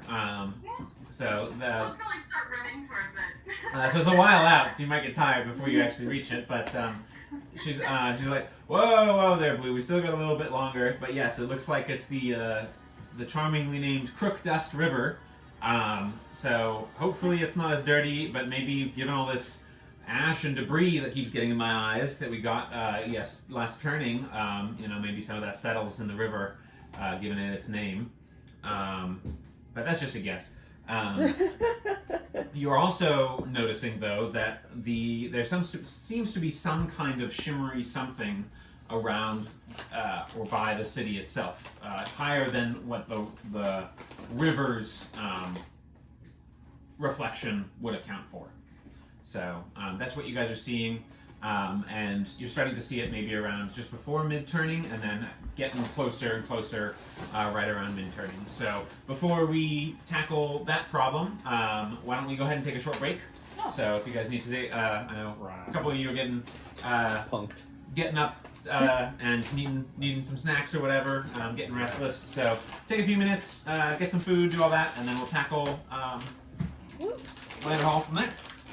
Tackle that land. But thank you for the concern. Okay, well, glad you're all pillowed up and ready. We're returning, and you guys are on the 7th turning of your journey. It's maybe 10, 11 in the morning kind of deal. By the pendulum watches and pocket watches that you guys have, those of you who do have timekeeping devices.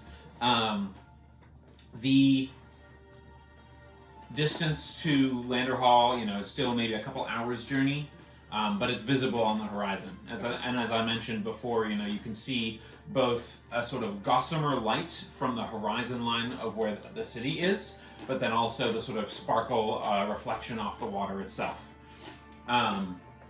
So as you guys are approaching, getting closer and getting closer, it's relatively easy to see in the distance overall, and the road is a pretty sturdy looking road, and it actually joins up with another one that seems to be coming now directly from the west, and also one that's coming from the south, kind of curling up.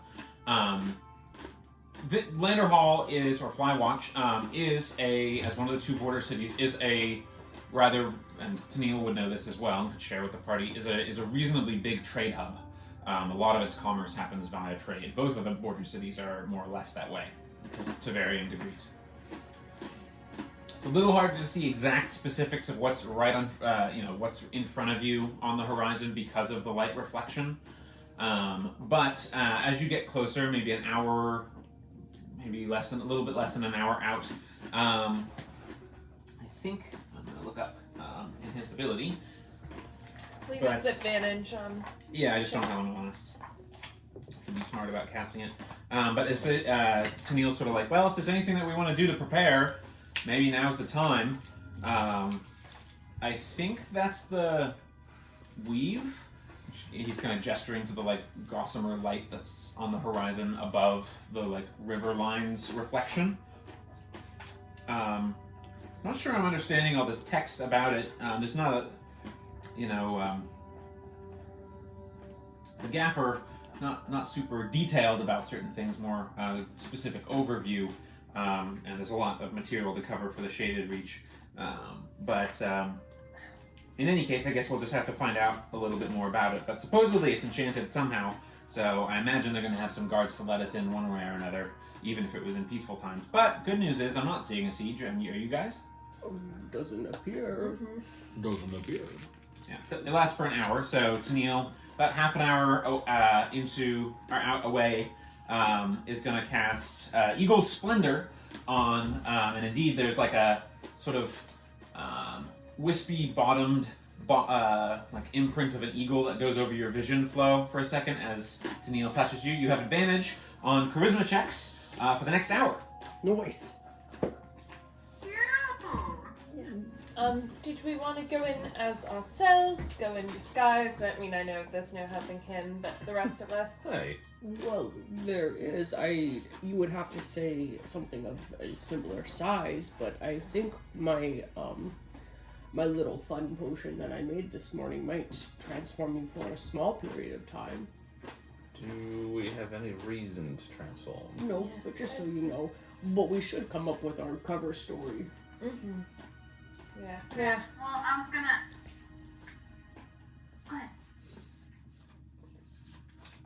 It's all you, girl. It's all you, dude. Oh, I was gonna ask, what all do you want me to say is our mission here? Like, what's our reasoning for coming to the city? I have a feeling that's probably something they're gonna ask. I mean, we could say we have an acquaintance who is missing a brother or a mother, and they're looking for them, and we're trying to find them. Or, you know, we're an adventuring group trying to figure out why bad things keep happening everywhere. Well, I mean, the Lorebright program is maybe a decent beginning cover.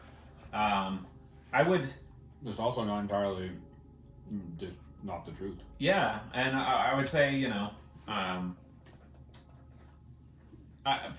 while it's nice to mention the search for the son or the child, on behalf of Burblgrum's mother, maybe? It was a little unclear. You know, if they ask any follow-up questions like what's the mother's name, what's the son's name, we're going to be a little bit out of a loss. So maybe sticking to the Lorebright story might be the easiest, and it has the benefit of being at least partially true. How do we think that the people of Landerhal will feel about a Solny-based research project? I'm pretty sure the Prismere is in the Shaded Reach too. I don't know about the Lorebright program, but at least Yeah. I don't know what the situation's going to be, to be honest. I know the Dusk Devils are no friend of mages in general, which is something to consider for Netka here. But that's kind of why I'm thinking Blue might be the one to lead the discussion a bit. Telling the semi-truth? Yeah, part of the Lorebright program. Maybe we emphasize that it's more, not a Solny program, a Prismere program if they haven't heard of it, or perhaps they have. There's a lot of Lorebright. Well, if they're not friends of mages, I don't know if mentioning the Prismere is going to be a good idea at all, in general. But maybe just saying we're adventurers. I imagine, at least that from coming across the Trovolengatons, that others are kind of moving around. Other parties are moving around here and there. When we saw a lot when we first met, so maybe it stands to reason that a few have passed it this way. But So we've traveled a long way and just need somewhere safe to rest and recoup and rebuild up our resources because we are traveling south and it's been a journey we know is just going to get harder. So. Yeah, I mean that sounds like pretty honest. If worst comes to worst, I can also mention, and Tennille's pulling his gloves back on. But if worst comes to worst, I can at least mention, that I'm interested in some research on the Alusha. That much is true, and because I am interested, and I've heard that Landerhal is a good spot for that. So, that's maybe another piece of information that we can add to the pile if we get probed a little more thoroughly. Sounds like we have a good idea and a couple different options, a plan A and a plan B. So let's approach and see what happens. Okay. Does anyone else have any sort of preparation that they feel would be suitable? So I never actually got the card on my mask, but I would like to. I'll activate my disguise. Okay. From that. Yeah. It's twice per day you can do the disguise self, but it's the same one disguise. And the disguise is a very plain-looking middle-aged, like thinning hair, brown hair, like tanned brown skin, brown eyes, nondescript clothing, kind of lower class merchant look. Perfect. I'll blend right in. You know, sort of innocuous 5'9" kind of height. Mm-hmm. Situation. Yeah. Sounds good. Yeah, I'll activate into that. That's well, I mean, I guess it's maybe less nondescript than what you were looking before, so that's good. Or more nondescript, I should say. So, Blue, did you want to take the lead here, and I can maybe back you up if we need to? Okay. Well, lead the way. You wanted to get to the water anyway, so I guess we're kind of doing that. I start skipping Okay. towards the water. So, set along a golden band of light, the city of Landerhal now stands in its elder and strange state. It sits within the bend of the Crook Dust River, with a pair of ancient-looking stone bridges spanning the city's natural northern and western moats. Since it's in this corner, you can actually see both. You guys are coming at it from the western moat. The northern moat seems to connect to roads that lead further east. The city itself stands apart, even at first glance, for very few great guard towers or reaching castles or walls stab into the sky. Instead, the city seems to be a sprawl of mostly 1- or 2-story structures, with statues and shrines visible among them. Slightly off from the center is a huge tree, especially seeming more so with the lower buildings, that appears to be it's about 60, 70 feet tall, and appears to have been carved from stone. It's an entirely stone tree, and you can see dozens of lanterns hung in its earthy branches, even from a distance. A warm crackle of a blazing bonfire at the center of the city can also be seen, reaching quite far into the air as well. This one looks also about of a height with the tree, so it's some kind of like 70-foot tall fire. So seven-story fire situation. And it's orange light kind of casting a twin to the fading gold of Sol in this band. Most notable and distinct are the walls of Landerhal, for they are not built in stone or mortar, nor felled log and timber. Instead, they seem to be woven of white and silver threads, strung together thin and twinning in a mesh, so thin that a breeze should seemingly shift it, but it somehow conveys an aura of solidity, subtly, all the same. You can see many flighting insects seem to be attracted to the lights of the city, be it the fire or the lanterns that hung on the tree, joined along with what look like posts and house corners have lanterns as well. And since it's a mesh, you can kind of see into the city, although it's a little distorted by what looks like the light effect. Perhaps it is this buzzing population of insects that has earned the city its latest name of Flywatch. Disturbing the otherwise quiet rush of the kind of dusty and dirty looking river is a steady hum of city activity, but beyond that there is a loud and continuous chorus of high and shrieking laughs, much akin to what you heard from the mask. Nice. The guffaws rend the air as if there were blades hidden in the hilarity. They seem to be coming from the southern end of the city. But first, you have to get to the gates, and there seem the bridges, at least the bridge that you guys are going, that crosses at one of its narrower points of the Crook Dust. It still seems to be about 200 feet across, so it's a rather strong architectural feat to build a nice stone bridge. It's an arch, sort of made in a series of archways, like a skipping stone path. So, takes some skill to engineer something like that, especially without posts in the middle. So it's kind of a bit of a marvel. A dozen guards stand ready on your side of the river, closest to incoming travelers. And it looks like another 7 individuals stand on the far side, closest to the gates, which appear like curtain lines that you can see in the wet mesh of the wall. The wall itself, by the way, is about 30 feet tall. The first line of guards are wearing, and they're known colloquially as the Motley, for they wear a tattered mix of intersewn garments of various lands, religions, and people. You can see a crossover of the dark purple eye of Shadvir superimposed over the wagon wheel of the Vienthans sits at their breast. And a tall Vienthan human with pale thinning gray and crimson hair is seemingly the leader of these individuals. He's in his late 40s, and he comes forward, steps forward, and all of them seem to be brandishing pikes, unusually long pikes. He doesn't exactly lower his point first, but he kind of tilts it forward a little bit. He says, "Halt there." Yeah. Hi. Hi, I am, I love your greetings. nice bridges. Thank you, yes. I am Captain Edric Maligan, and I must submit you to a bit of a surveying check. Please do not distract and answer the questions as succinctly and honestly as possible. Are you ready? Yes, we are ready. Have you had any unusual urges to laugh at nothing at all? No.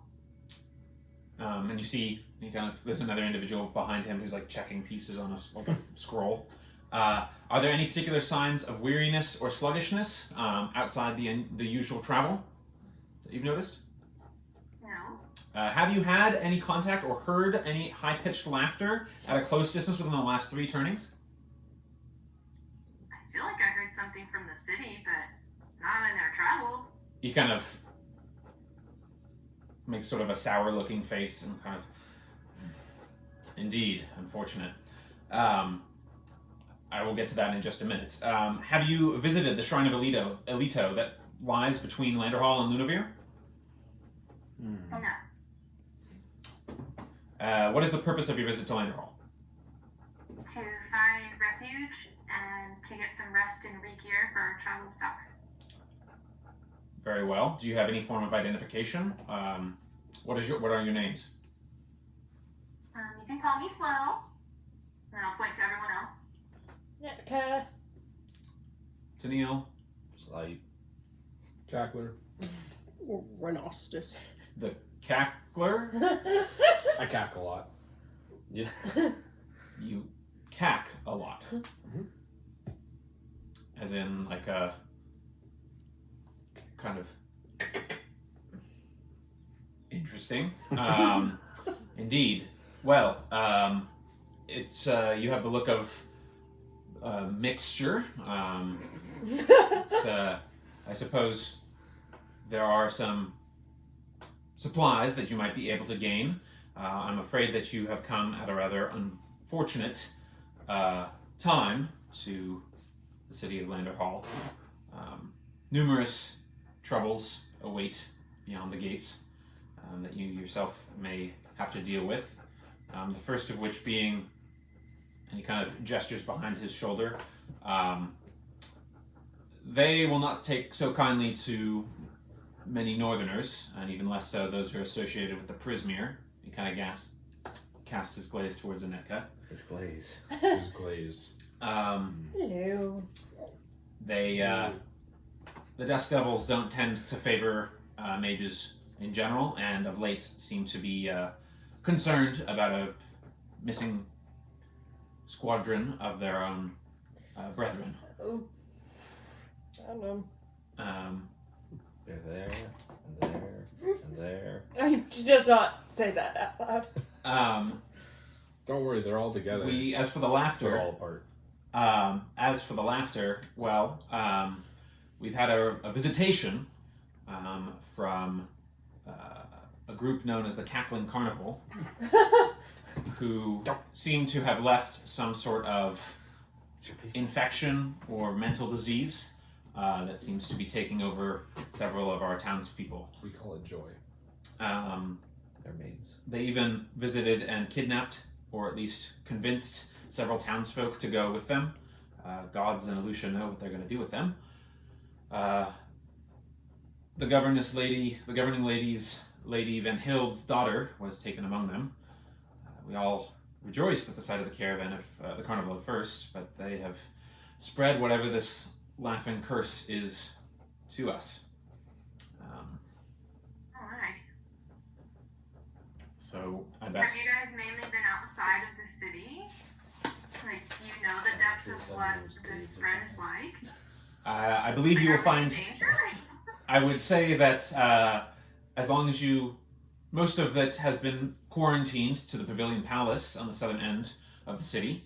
It is my charge to maintain security on incoming individuals and to proceed with the check to make sure that we do not have further spread. But they first visited at the southeastern gate of our city, but seem to have taken up residence at the Shrine of Leto between our two cities. I wonder if our sister city, Lunavir, has struggled with the same effect. We have not had much contact with them since this trouble has started, and in fact, we've been trying to keep this from reaching the northern reaches' ears so that they do not attempt to take advantage of this situation. I cannot detect any particular signs. I imagine that I would have seen them by now. Most people are. The good news is it's at least easy to spot or hear, but I should warn you, it is passed by audible proximity, so if you get too close to individuals who are contagious, you run the risk of catching it yourself. The shrieks, as we are calling them, seem to not be as easily handled as other similar seeming diseases in the past. There seems to be something different about this one. As for those over the river, First Sergeant Leslin will probably introduce himself, but I urge you to be as polite, orderly, and professional as possible. I don't imagine they're interested in brooking any nonsense, and particularly with their missing comrades, they have been especially stern. You guys have had enough craziness going on already. We would not want to add to that. If anything, we want to help. Well, that is heartening, but I urge you caution before you find out what you are going to be helping with. Welcome to Landerhal. Okay. And they step aside, and the dozen soldiers going to step aside, 6 to each side, and allow you guys to pass on, while Brandon's attempting to show off his back cracking and failing. My back is limber, I'm sorry. So, alright guys, come on, let's focus on the game. We are. Yeah, we got a limber necklace. You guys move on past to the next sort of section now on the far side of the bridge. There's another maybe a couple hundred feet before the gates themselves, where the Dusk Devils are. You can see them, each masked, all of them 7 feet to an inch, clad in dark cloth, very little armor, with the grim-faced devil masks that you've seen before, white with sort of red, little, like almost tear marks beneath the eyes. They all seem to be bearing a heavy variety of armaments, including axes and spears and halberds. These guys seem to have no problem brandishing their halberds at you guys as you approach. I mean, it's sort of like a quill line of 7 interlocked, and you can tell they have like a unified, synchronous formation that they're able to set with. And you hear the individual who's wearing a pure white mask steps forward slightly. Who goes there? And they speak, it's hard for me to do, but they speak in kind of an androgynous voice. I am First Sergeant Leslin. Who are you to have been let past beyond the first gate? First bridge. Hello, sir. My name is Foyle, and these are my friends. We have been traveling south, and we were hoping to possibly come into the city and find some rest and refreshment, and hopefully gear up for our further travel south, because we know it's only going to be a little bit harder with travels, and we're not sure we have quite the right gear, so we're hoping to find those resources here. I see. Well, It seems that you certainly don't have the right kind of cloth, if nothing else, to bear your way south. He's judging by a few of your company, kind of glances at Anetka, glances at Flo, glances at Renostis, those of you who are clad in more Solnian-looking, northern-looking clothing. We lost contact with a small squadron of our brethren several turnings ago. You northerners tend to know what happens in such cases. Do you have any information to share with us regarding their fate? They were hoping to simply do some trading themselves with some local centaur roving tribes. Renostis winces. Ooh, have you had the opportunity to travel north about a day or two? Any sort of scouting parties? Unfortunately, not yet. What have you seen? On our way to the city, we saw large craters and evidence of mass destruction, and among this destruction, it did appear that there were some remnants of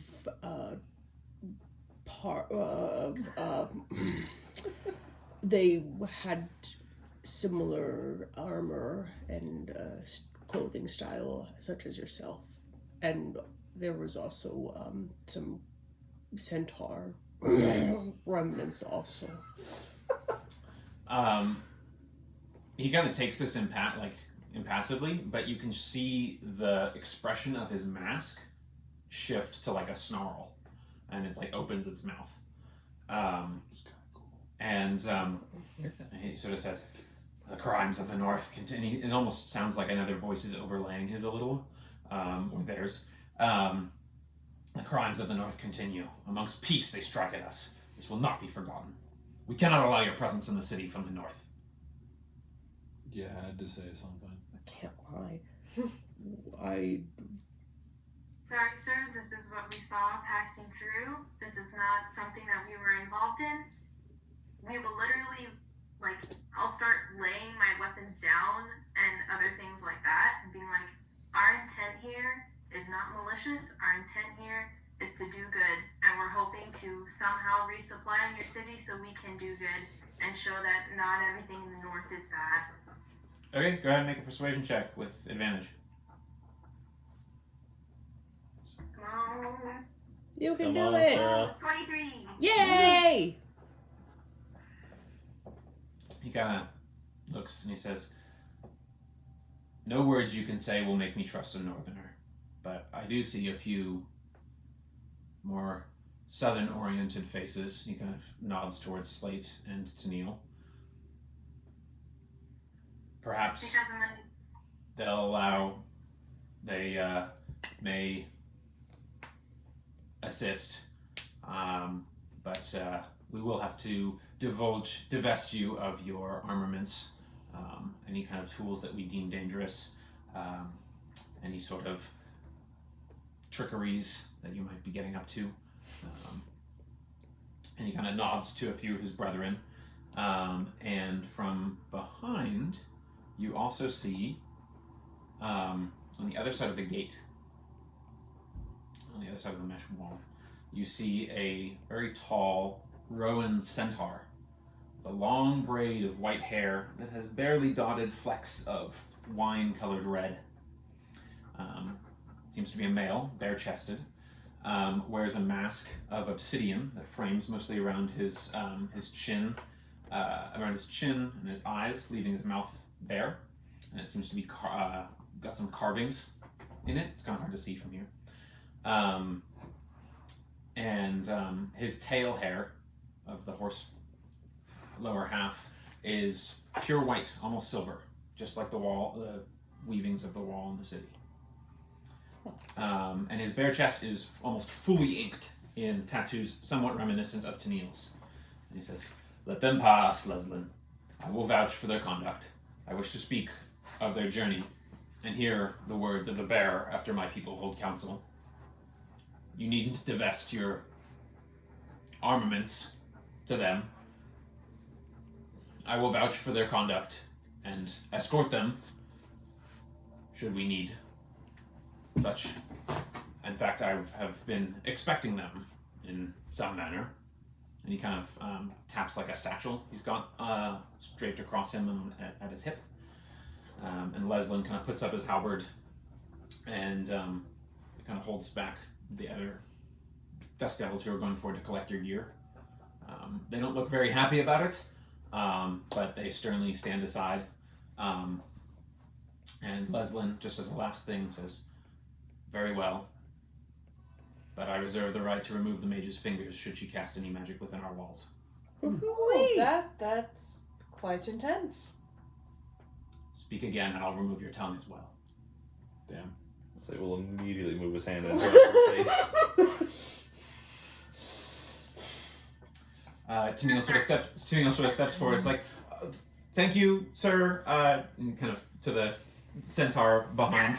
And also saying, "That won't be necessary. Like, we're not here to do magic. We're just, like my friend Flo here said, we're just here to do some restocking and some research. So we'll be on our way." Kind of doing that, and you see the centaur kind of do some sort of elaborate gesture, and like a curtain of water, you just see the woven gate curtain seem to part, just enough for like a single file party to pass through.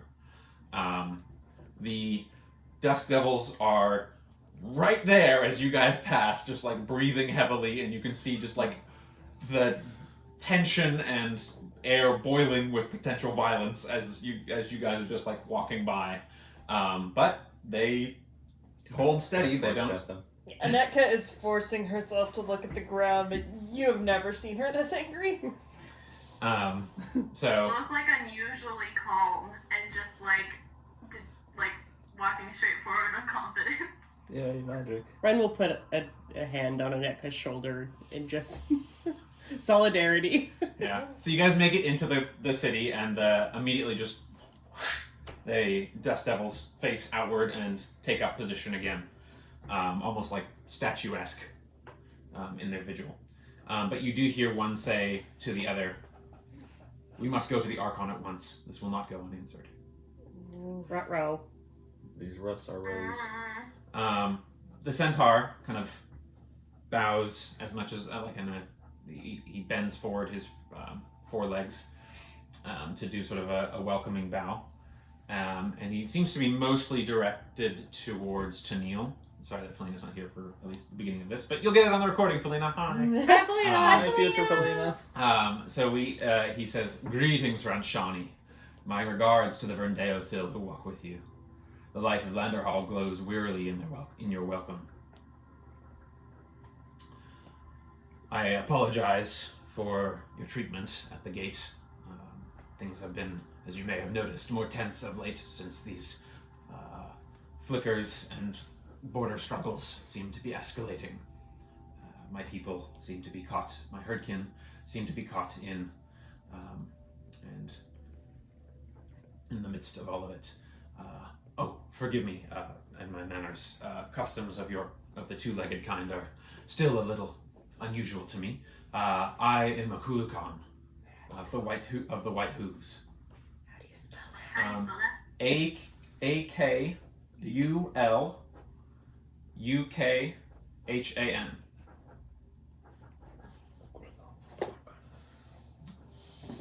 You said of the white. Of the white hooves. The woos. And you can see, looking at him, you can see now his mask. The carvings on his mask seem to be shifting shapes of fluid smoke, shaping into different animal shapes. Oh, cool. Sick. Ooh. He sort of addresses you and kind of leading you into the entranceway of the city. But he kind of gets in you guys' way and blocks off the pathway a little bit first. And he says, "Friends of the Ranshani, I urge you caution and care in this troubled time. Landerhal is not as welcoming as it once was, as you may have seen already. Many things serve in trouble and terror here, but if you are able to lend aid, my herdkin and the numerous peoples of Viantha would be in your debt." those of you who are proficient in history can go ahead and make a history check. History. Ugh, I cannot roll tonight. Tennille's proficient in history. Meow. Man, we have some historically educated people here. We got a lot of intelligence. But are we Got a lot of All nerds. right, who all rolled?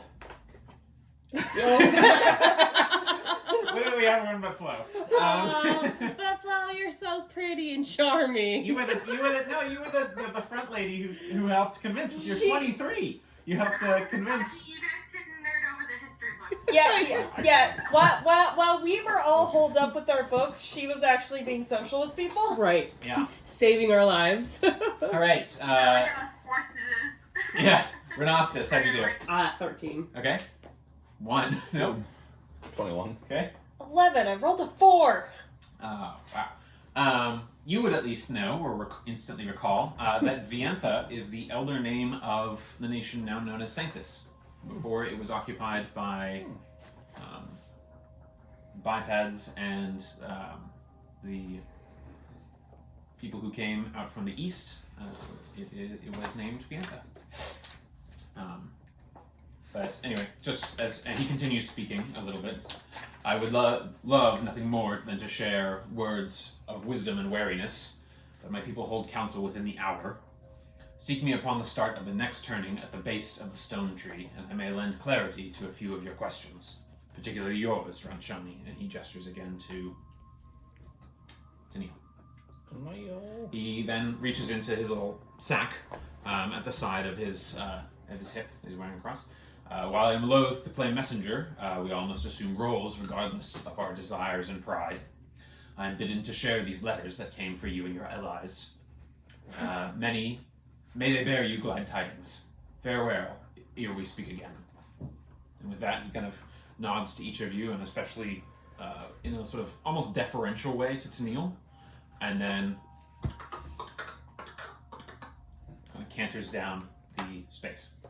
All right, so we got letters that are handed out. He hands them out to each of you as they're addressed. Actually, he would hand them out to Tennille, and then Tennille is handing them out to whom they are addressed. So there's one to the Cackler, there's one addressed to Tennille and Anetka, there's one addressed to Flo, there's one addressed to Slate, and there's one addressed to Ren. And the one that is addressed to Ren also seems to come with a small package. Hooray. So it's up to you guys. I can read these out, or I can send them to you, and then you can decide if you want them read out or not. I'd say that one. Okay. That's cool. Is that harder for you? Nope, I've got them. I'm just going to copy and paste them into the WhatsApp, and then I think I've got the WhatsApp here. Nick, I'm going to have to say that that was quite a show of restraint on your behalf. Uh-huh. We're all very Could you proud of you. read mine out loud? My phone decided to factory reset itself, so Oh, Fantastic. fun times. fun times. You have my phone, so. Oh, I do have your phone, don't I? So might need to. Do you want me to just read yours out, Slate? Or you can, if you want, you can send Megan's to mine. I'll have Megan read it off mine, and then I won't look at it. Okay. Yeah, that should work. I suspect if it's to Tennille and Anetka, I know who it's from. Yeah. It's me. Let's start with the B. It's just the Yeah. cacklers. That's really He nice. sent posts through to come back. Everybody That's likes amazing. getting mail. Including That's such a to cackler himself. move, though, too. He'd probably enchant it so it laughs when they open it, too. Oh, God. Yeah, that'll During go. these times, that's charming. We're yeah. right. Oh, The guards are well, right behind us. While Yeah, we're exactly. while we're Like looking over walking, her shoulder. Anetka she'll take out the druidic focus she's been using as a hairpiece, and then she'll move her prisoner pin to the inside of her knitting bag so it's less obvious, and probably like stuff her crochet hook like in a pocket or down in her corset, somewhere where it's not as obvious. That's a Good call. idea. I like it. You know, like someone will probably still be able to figure out she's a mage, but might as well not have it be immediately. Yeah, not waving a flag of it. Oh Yeah. God, I'm reading. Do a read. Do you want to send mine to him and I read off his? Well, yours is a little bit different, so I'm gonna actually just say it out loud. It's gonna be. You'll know what I mean. in a It's second. gonna be May. Every year. I'm so sorry for it. Oh my god. Every All right, I year. just sent it out to everyone else though, as appropriate. I need to duck under this thing, Tosho couldn't charge. Okay, so you guys all got your letters, so you can go ahead and read. Tennille and Anetka, you want yours read Yeah, loud? that. Okay, or did you want it off Cats? Let's do it off Cats. I mean, Brody's probably not sending super secret information, but you know. If it's just a picture of a butt. Yeah. I don't know Brody, but it feels not too off. It feels. You at least saw him, very Yeah, briefly. you know, the pimp cane. No. Yeah. Do you want to enlarge me and I'll just punt him? Tennille might object to that, but I would not. All right. So I sent that all that out. We'll cover Slate's. My. That's why it's different. It's to you. Yours is not addressed to any individual, and it's a very thin sheet of parchment. You break the seal, which was not. It didn't have like an imprint or anything on it, so no telling marks. It's a blank sheet of parchment, but for several unusual patterns drawn onto the page. They're not words, but they appear to be a series of stippled dots and pyramid shapes. You don't make much sense of it, but you instantly feel your compatriot come to the forefront and recognize it. You get the sense that this was a letter addressed to them. Oh my gosh. Oh. I don't like that. And it is reacting to it. And so this is what you hear in your mind. It seems an old friend has taken note of you when last you met. Yours is not the only stirring mind. As I said, I will have to take a more active hand. At least your survival prospects will increase as a result. You can take heart in that. Nice. Some things need not weigh on the petty mind of mortals. Children playing at being adults is charming only until something gets broken. Suffice to say, I'm thankful the Prismere lost out in the race. I shudder to think what the 8th would have done with it. One wonders how the Finders will choose to employ such a tool. I imagine they will be enjoying a few more meals than usual. That ever tended to be their priority, but one is still curious of the ramifications. I'm afraid I cannot allow you to keep this, but you may rest assured that I will remember it. And the symbols then just like blotch out into faded ink and just fade into the page. I have expected to say, use control of your hands and you eat it. Yeah. Slate's mind friend. That's what I have him down as my brain friend when I take notes. So I can copy paste that information to you if you want. That would be swell. What he said. That'd be ultra swell. I'll just do that via WhatsApp as well, since I'm doing it all via WhatsApp. Did you also send my letter to me I so I did. can? Okay. I did that first, and then realized you told me about the phone thing. Yeah. Classic. I like that his name in your phone is Nick Aquarium. I have never changed it. Yours is Cat Aquarist. Is it? Yeah. All right. I'm glad I'm not the only one that does it. So, if people want to read theirs aloud or share with the group, they can.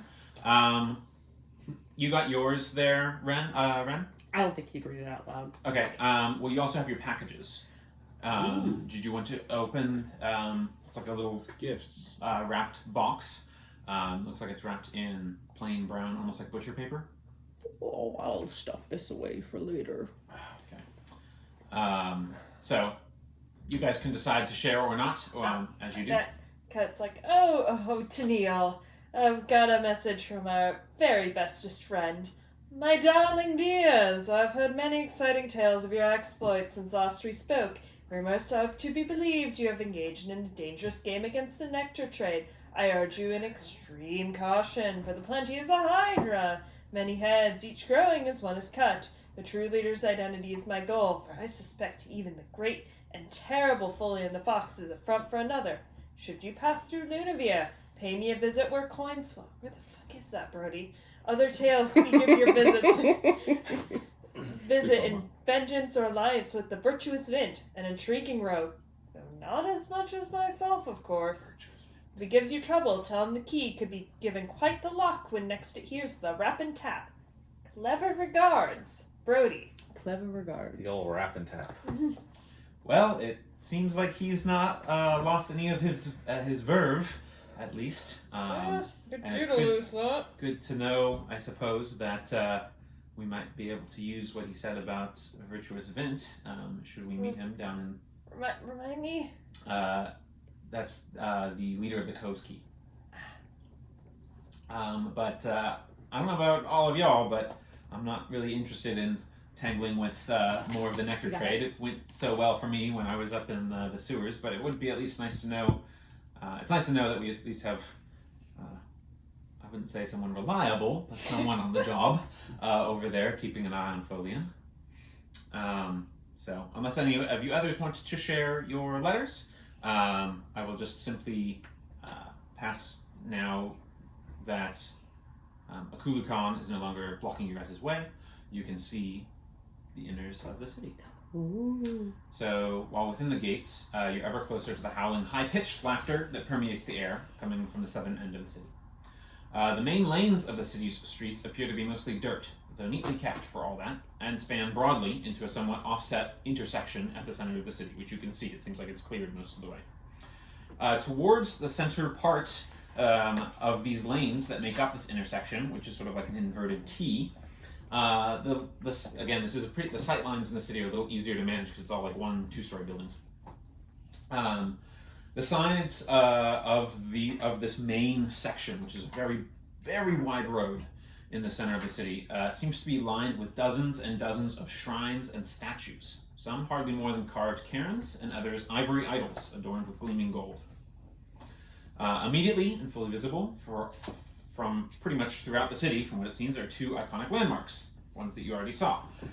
The tree with its stony boughs reaching high above the heights of the 2-story buildings, lanterns hanging from its arms and glowing in various colors and flames, and the enormous bonfire that glows across the wide lane on the other side.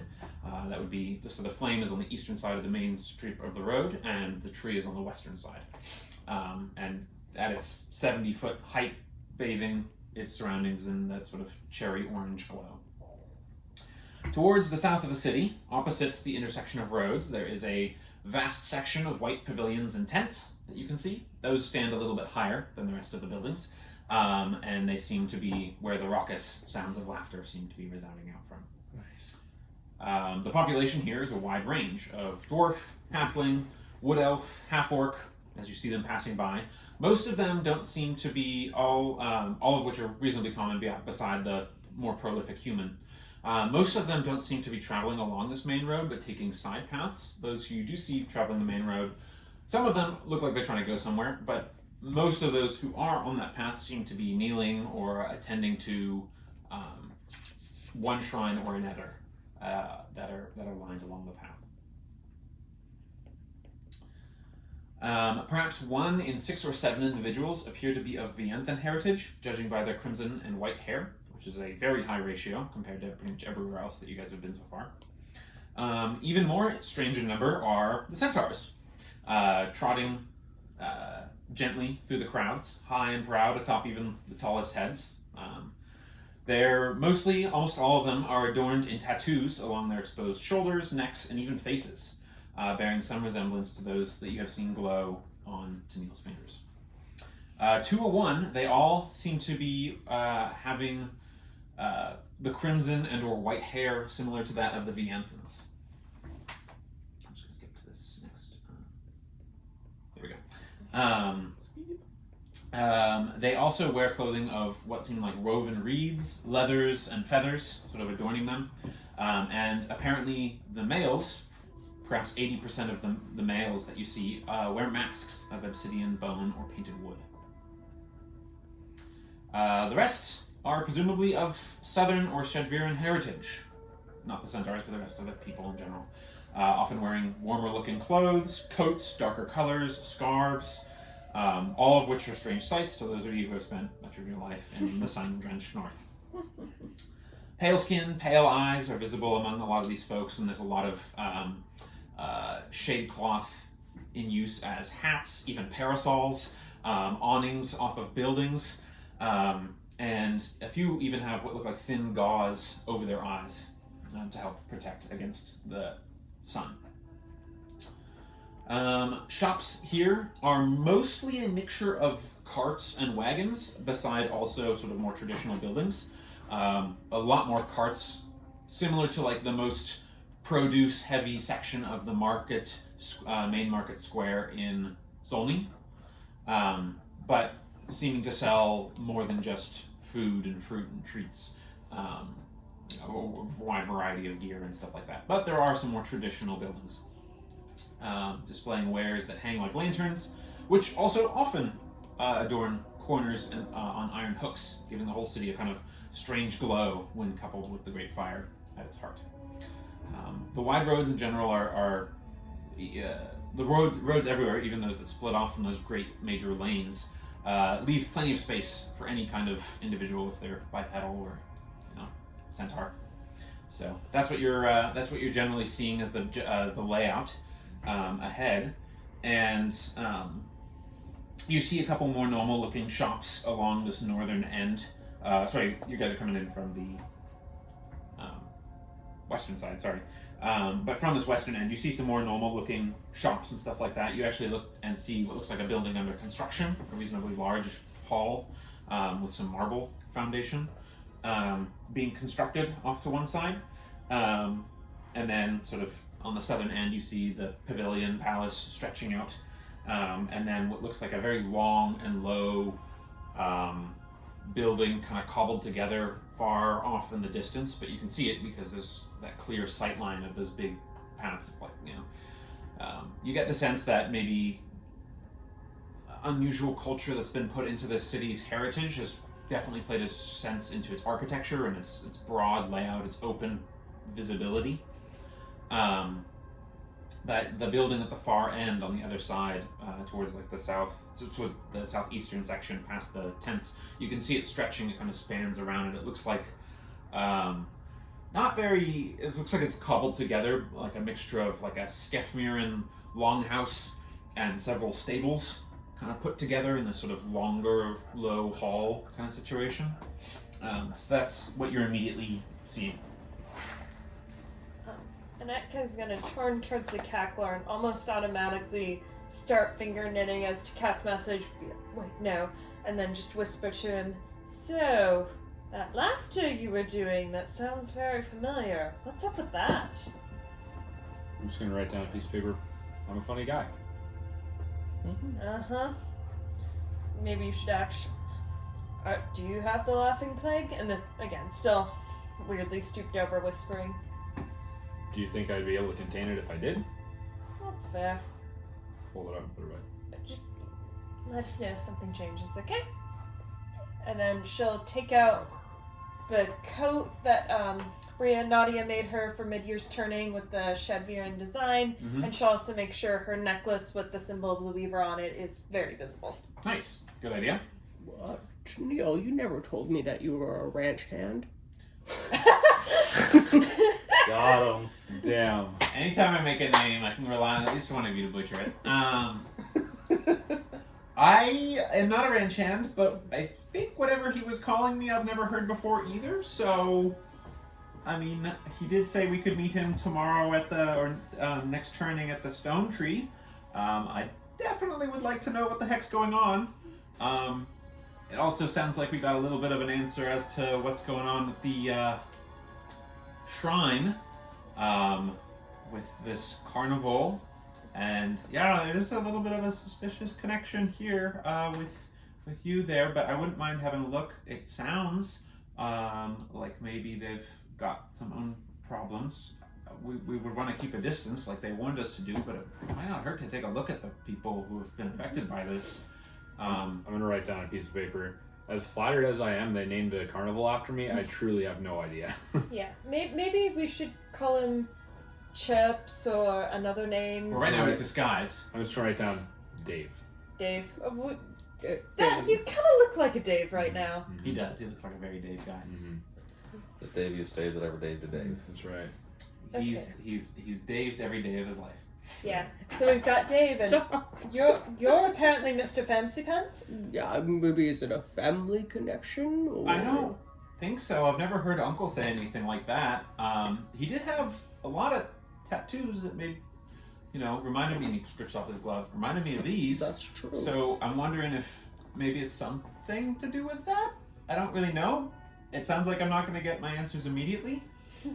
Have you always... Hey, Flo, are you trying to say something? Because looks like you're talking. Okay, never mind. Have you always had these?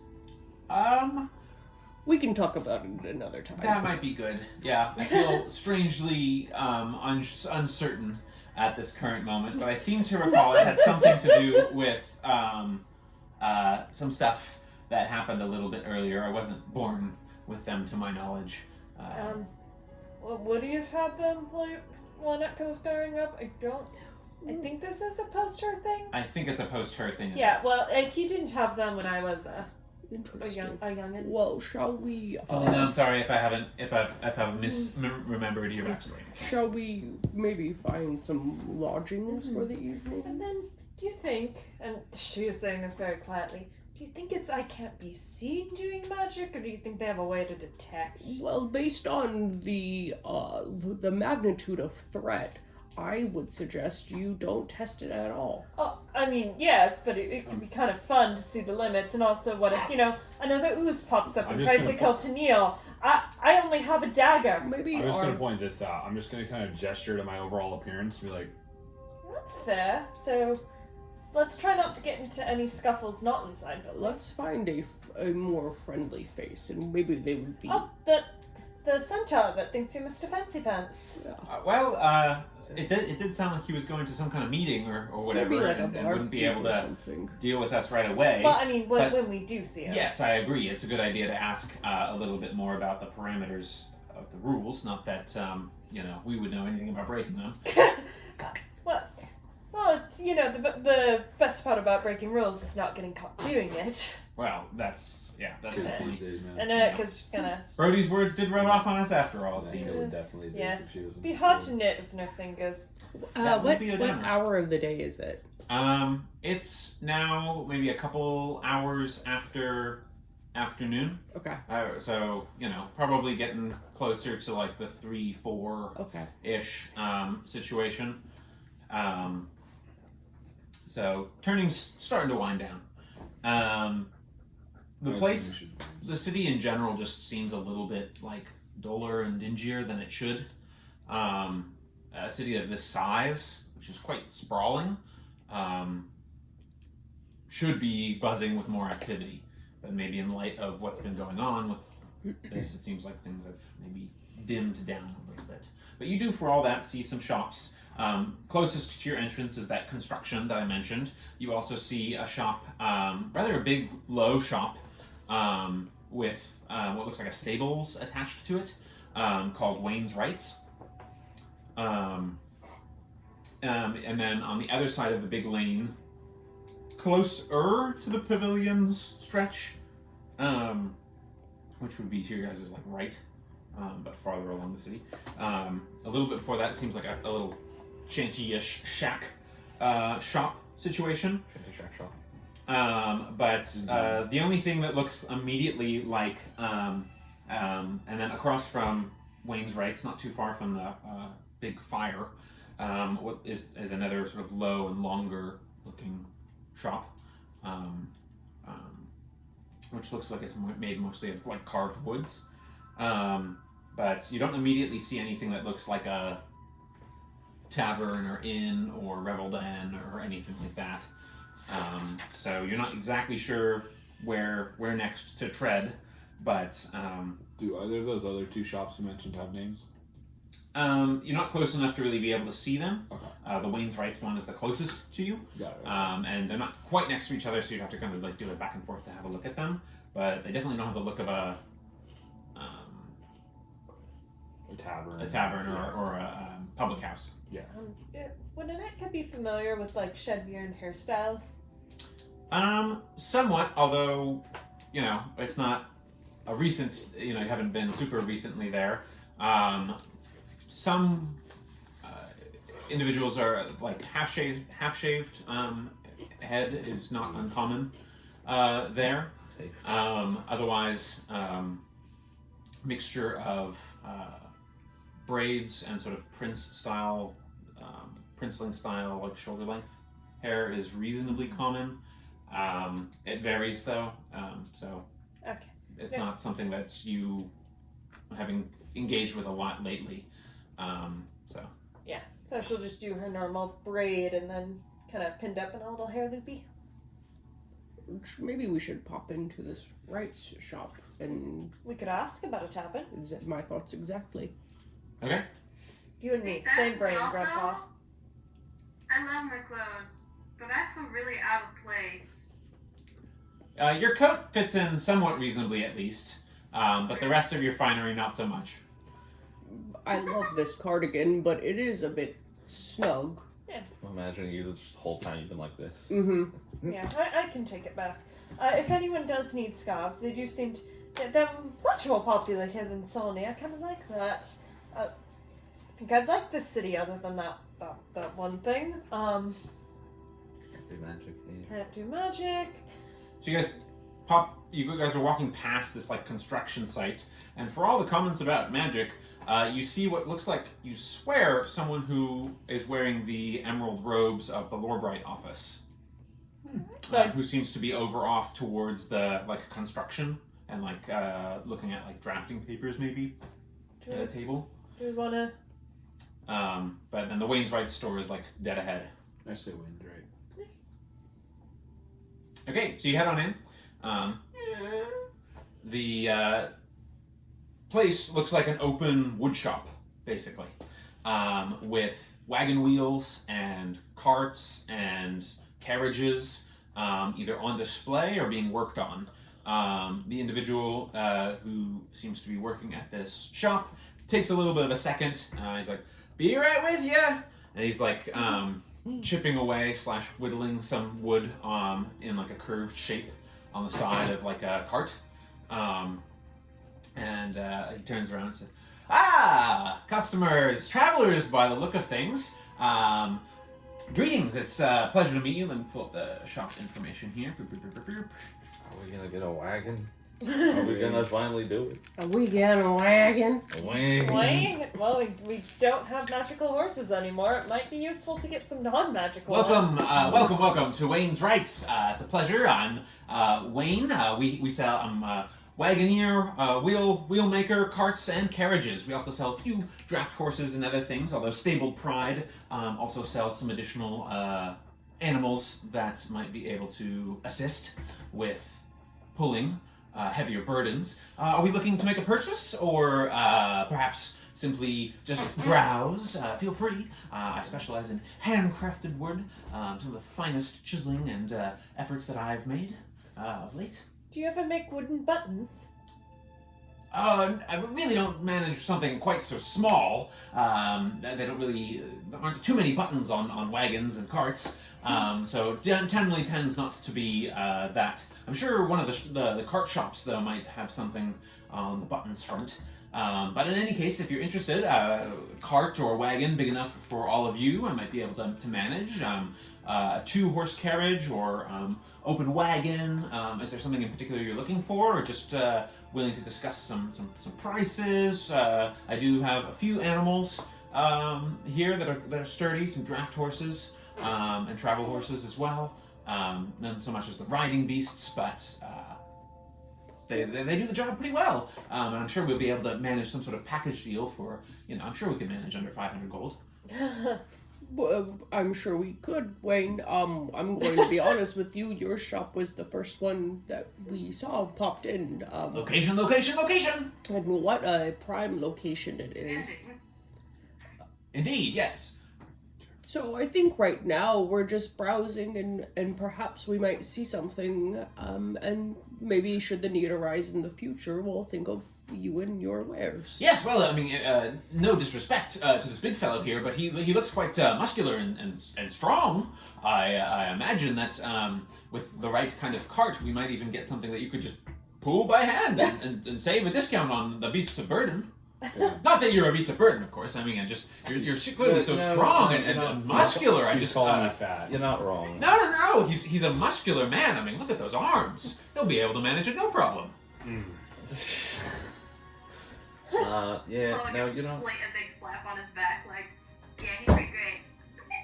Oh yes. He seems like it. I mean, I could totally rickshaw you all around, I guess, but or our stuff, but Disrespect. I'm sure we have other things that can, if that's not really your style, if you're a riding man, you'd rather do that, then that's perfectly well as fine as well. We have carriages and wagons where you would that we can fit an outfit to the right size. Although you might bump your head a little if you duck inside. I want like an Emperor's New Groove situation where you have like the backpack that's like the I'm little shot imagining inside. Slade at this moment as Crunk. That's exactly what I'm saying. Yeah, I'll occasionally poke my head out. Crack. So, Nicholas, Mm-hmm. do I feel like I could do a day's worth of travel while hauling our crap without becoming exhausted?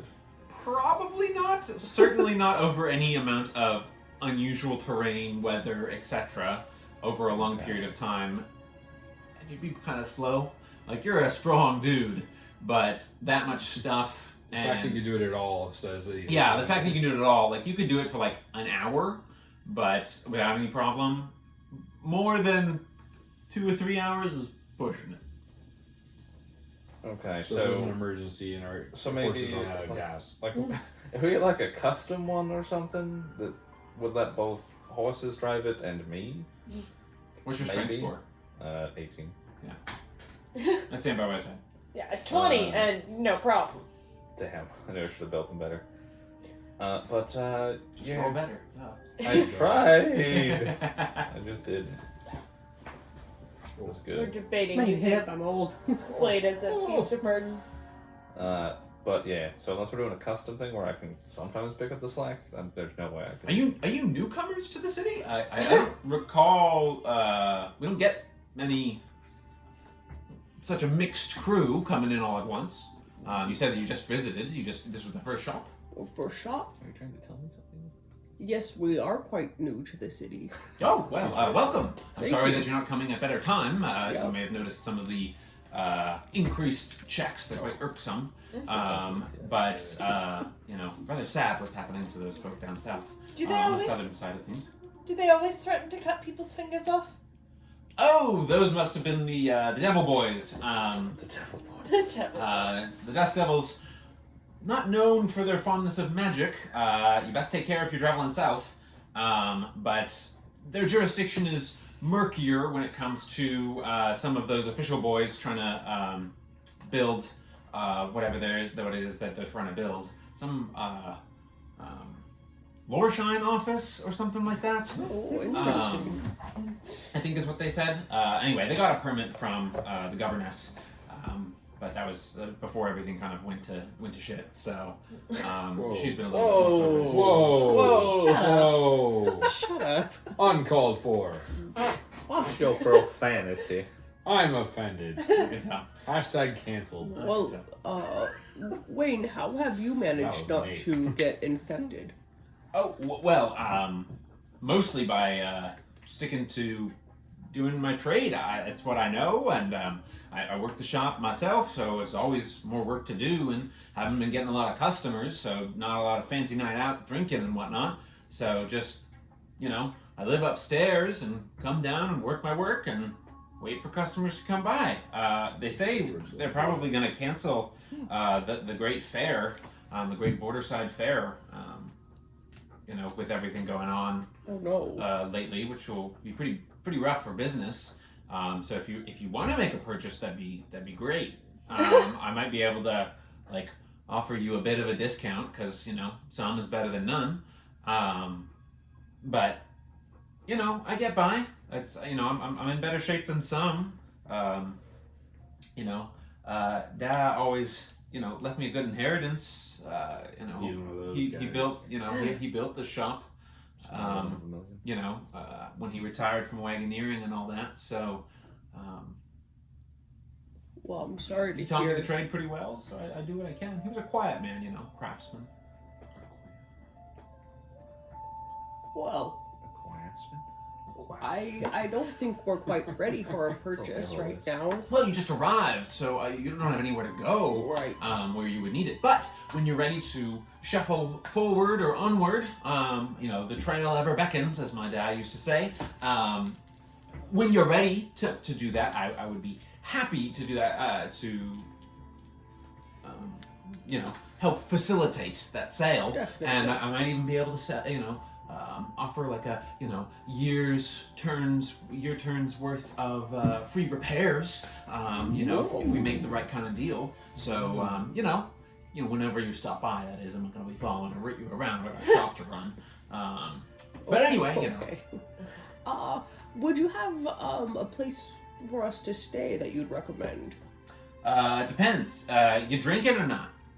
We're drinking. Oh, Drinking? I was going to say, do you think we should be drinking? Well, if you don't want drink, you want Rostavan's Lucent Lodge up on the north gate side of the city. I don't think that's better. And if you're not drinking, you'll want the Ram and the Shackle. If you are drinking, I mean, you'll want the Ram and the Shackle. The Ram and Shackle up. That's closer by the east gate. It's a big long building. You can't miss it. Well, That was me flipping the table. That's freaking ramshackle. well, Wayne, it's been a pleasure. Well, the pleasure has been all mine. But I didn't catch your names. Who are you? Oh, I'm Who aren't Renostus. we? Oh, I'm Wayne. You sure?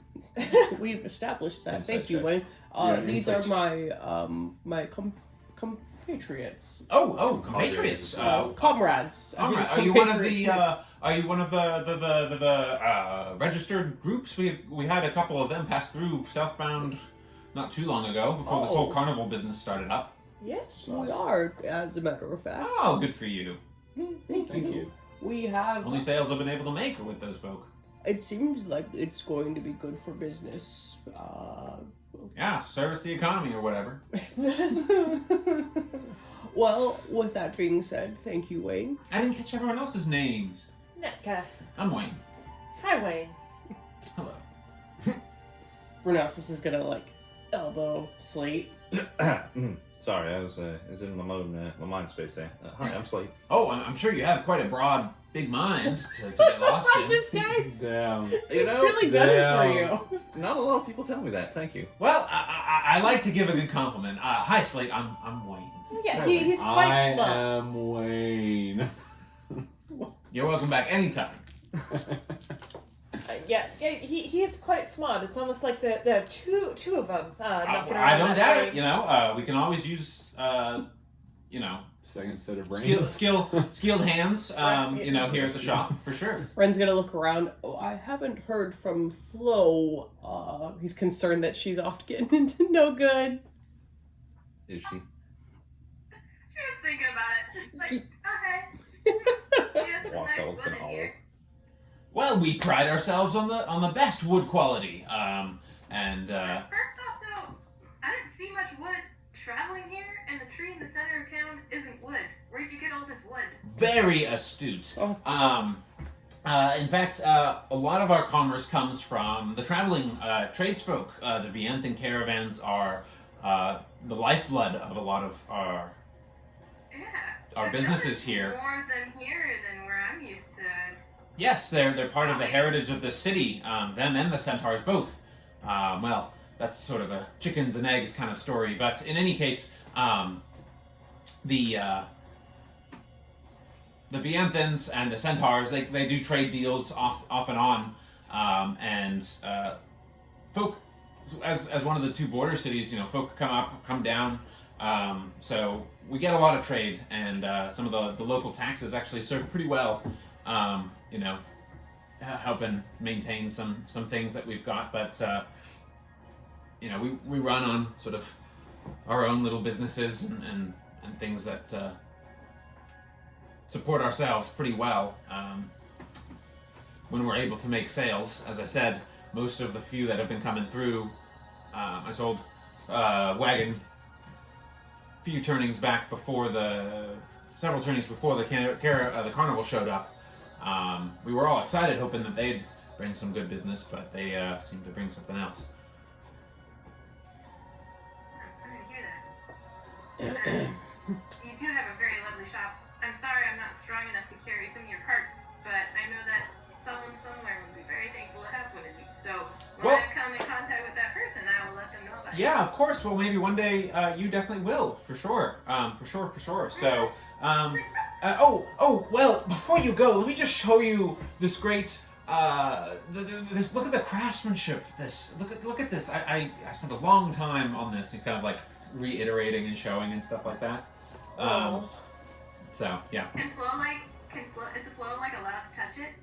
Yeah. He's like, yeah. Look, feel it. Look with the grain. Yeah, with the grain of the wood. Yeah, it's hard to do that. It's hard to get that curve.